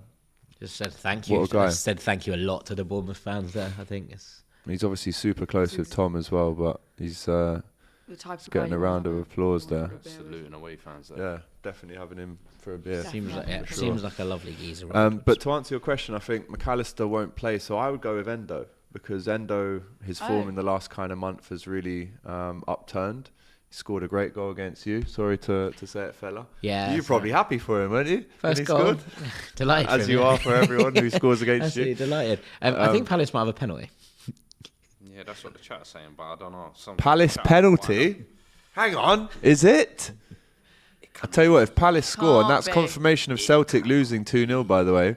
And QPR have just gone 2-1 down. QPR have just gone 2-1 back into the down. relegation. Let's have a look at this. What's happening? That's actually mad, I think. If they draw this game, wow. Put our name on the trophy. Seem to be cleared. Joke. I'm not getting ahead of myself. But yeah, I would go tomorrow with Endo, Gravenberch and Soboslai. Really? So you think Trent will just stick in as... At right back. Yeah. He'll invert, of course he will, but... Full time at Chelsea, 3 points in the bag for Ellie Collins. Clean sheet for Georgie Petrovic. On his debut. God. For the team. A Chelsea win and Ellie Collins over Jack Collins won it. win. You won. Oh yeah, round of applause to Ellie Collins for winning. Thank you. Collins off. Yeah. Excellent there. Great work. 2-0. You actually said 3-0 and then you said 2-0, didn't I did, you? yeah. I said 3-0 and then I remembered the back line we had and I changed it to 2-0. So buzzing with that, to be honest. Right, let's go to the Etihad. This is where the drama is kicking off right at the end. Palace fans celebrating. They think they've got a penalty with 4 minutes into added time now. I'm hearing people in the chat are saying it's gone to VAR, but people are saying it's no penalty. Let's have a look for that's a penalty. That's a Stonewall pen. Hold on. Foden on. Let's have a look. Foden just boots Mateta there. How is that not a pen? Because... No, Ellie, that's a pen. That's a Stonewall pen. It's gone for the ball. He's missed it. Oh, it's a goal! Palace have scored! They've scored. It's 2-2 at the Etihad. Massive. That is absolutely unreal. Massive. Can you believe it? By the way, well over 3,500 of you watching right now. Not getting sacked. Yeah. There's no way, Fuad. And didn't I say at the start of the game there's just something that told me that Palace would do something in this game? And it's Michael Elise, 95th minute penalty that gets them a point at the Etihad. Elise is so unbelievable in these situations. Doesn't matter. It's just like it's the lack of emotion. He's just like, I don't get back. I would have loved him at Chelsea. Brilliant footballer. Unbelievable. What's going on right now at the Etihad. Palace, with 15 minutes to go, we're 2-0 down. It's now 2-2 and the game will surely finish ASAP. Let's go to Hillsborough. Sheffield Wednesday 2. Come on, the Owls. QPR 1. It's Masuba with the goal in the 94th minute to break those hearts of that South West London team there. More West London, South Africa Road, isn't it? It's West I was going to London, say, White definitely City. not South West London. Yeah, but I hate it when people say that Chelsea's a West London club. To me, that's a South West London club. So, I mean, so are Fulham by those terms. Best of the South West. Nah, it's all right. No one wants to be. The South London clubs don't want us, and that's fine. We don't want anything to do with them either. So and Huddersfield have a last-minute penalty, equalising goal against Millwall, and it was that Elise penalty comfortably dispatched to the goalkeeper's right-hand side, and Palace come away from the Etihad with a draw. Can you believe it? Scenes, unbelievable scenes. Great scenes. At the end, the drama that you get on the Saturday football show, it's unmatched. Palace last-minute equaliser, saying Majib in the chat. Liverpool trophy, says Douglas in the chat as well. Little sitter, says John Dom. Shout out to you. And on a serious note, the biggest regard sent to the player who collapsed today, says Sebastian. 100%. We all get behind that statement. Of course we do. As we await the last kind of seconds at the Etihad, will this be a famous draw for Palace away at City, and will Palace look at this as the 2 points drop? Surely they will. Talk to me about the penalty. Will Palace look at this as 2 points drop? Sorry, City. I was going to say, I don't think so. I think they'll look at a point game. Should say. We're in the 98th minute now at the Etihad. The penalty, it was a stuttered run up, and he absolutely get him slots to Tottenham, it man. home. He's so good. I Brilliant. need him. 8 million. And everybody just let him walk. Disgrace. But to be fair, I think, we talk about players then. making the right moves at the time that are right for them. That move to Palace was right for Elise at the time because he got the opportunity to grow. At Reading, he could have came to us before we got Kulu. Accrington Stanley, last minute winner away at Crewe. Josh Woods, 96th minute. Accrington Stanley, who are they? Very good. Exactly. Very good. Thank you. Southampton 4, Blackburn 0. Carlos Charlie Alcaraz. Carlitos, not the tennis player, but Alcaraz, 99 minutes. He has scored to make it 4-0. Oh my goodness he also me. Missed Palace almost scored again. Penalty early in the game. Alcaraz, so that's 4-0 and a missed penalty. Full-time result at the Etihad. No one expected this one. But Man City 2, Crystal Palace 2, Fuad. Unbelievable result for the Eagles, that. Fantastic. I mean, away days, we've said before, they're one of the only teams that go up to Etihad and able to actually pull out a decent result, and going 2-0 down, you just thought it was going to be an onslaught, but incredible character from them, and they just go to show, man. They've got something over them at the Etihad. I think now they've won as many times at City as United have, which is mad, isn't it? Madness. I know we will. That is wild.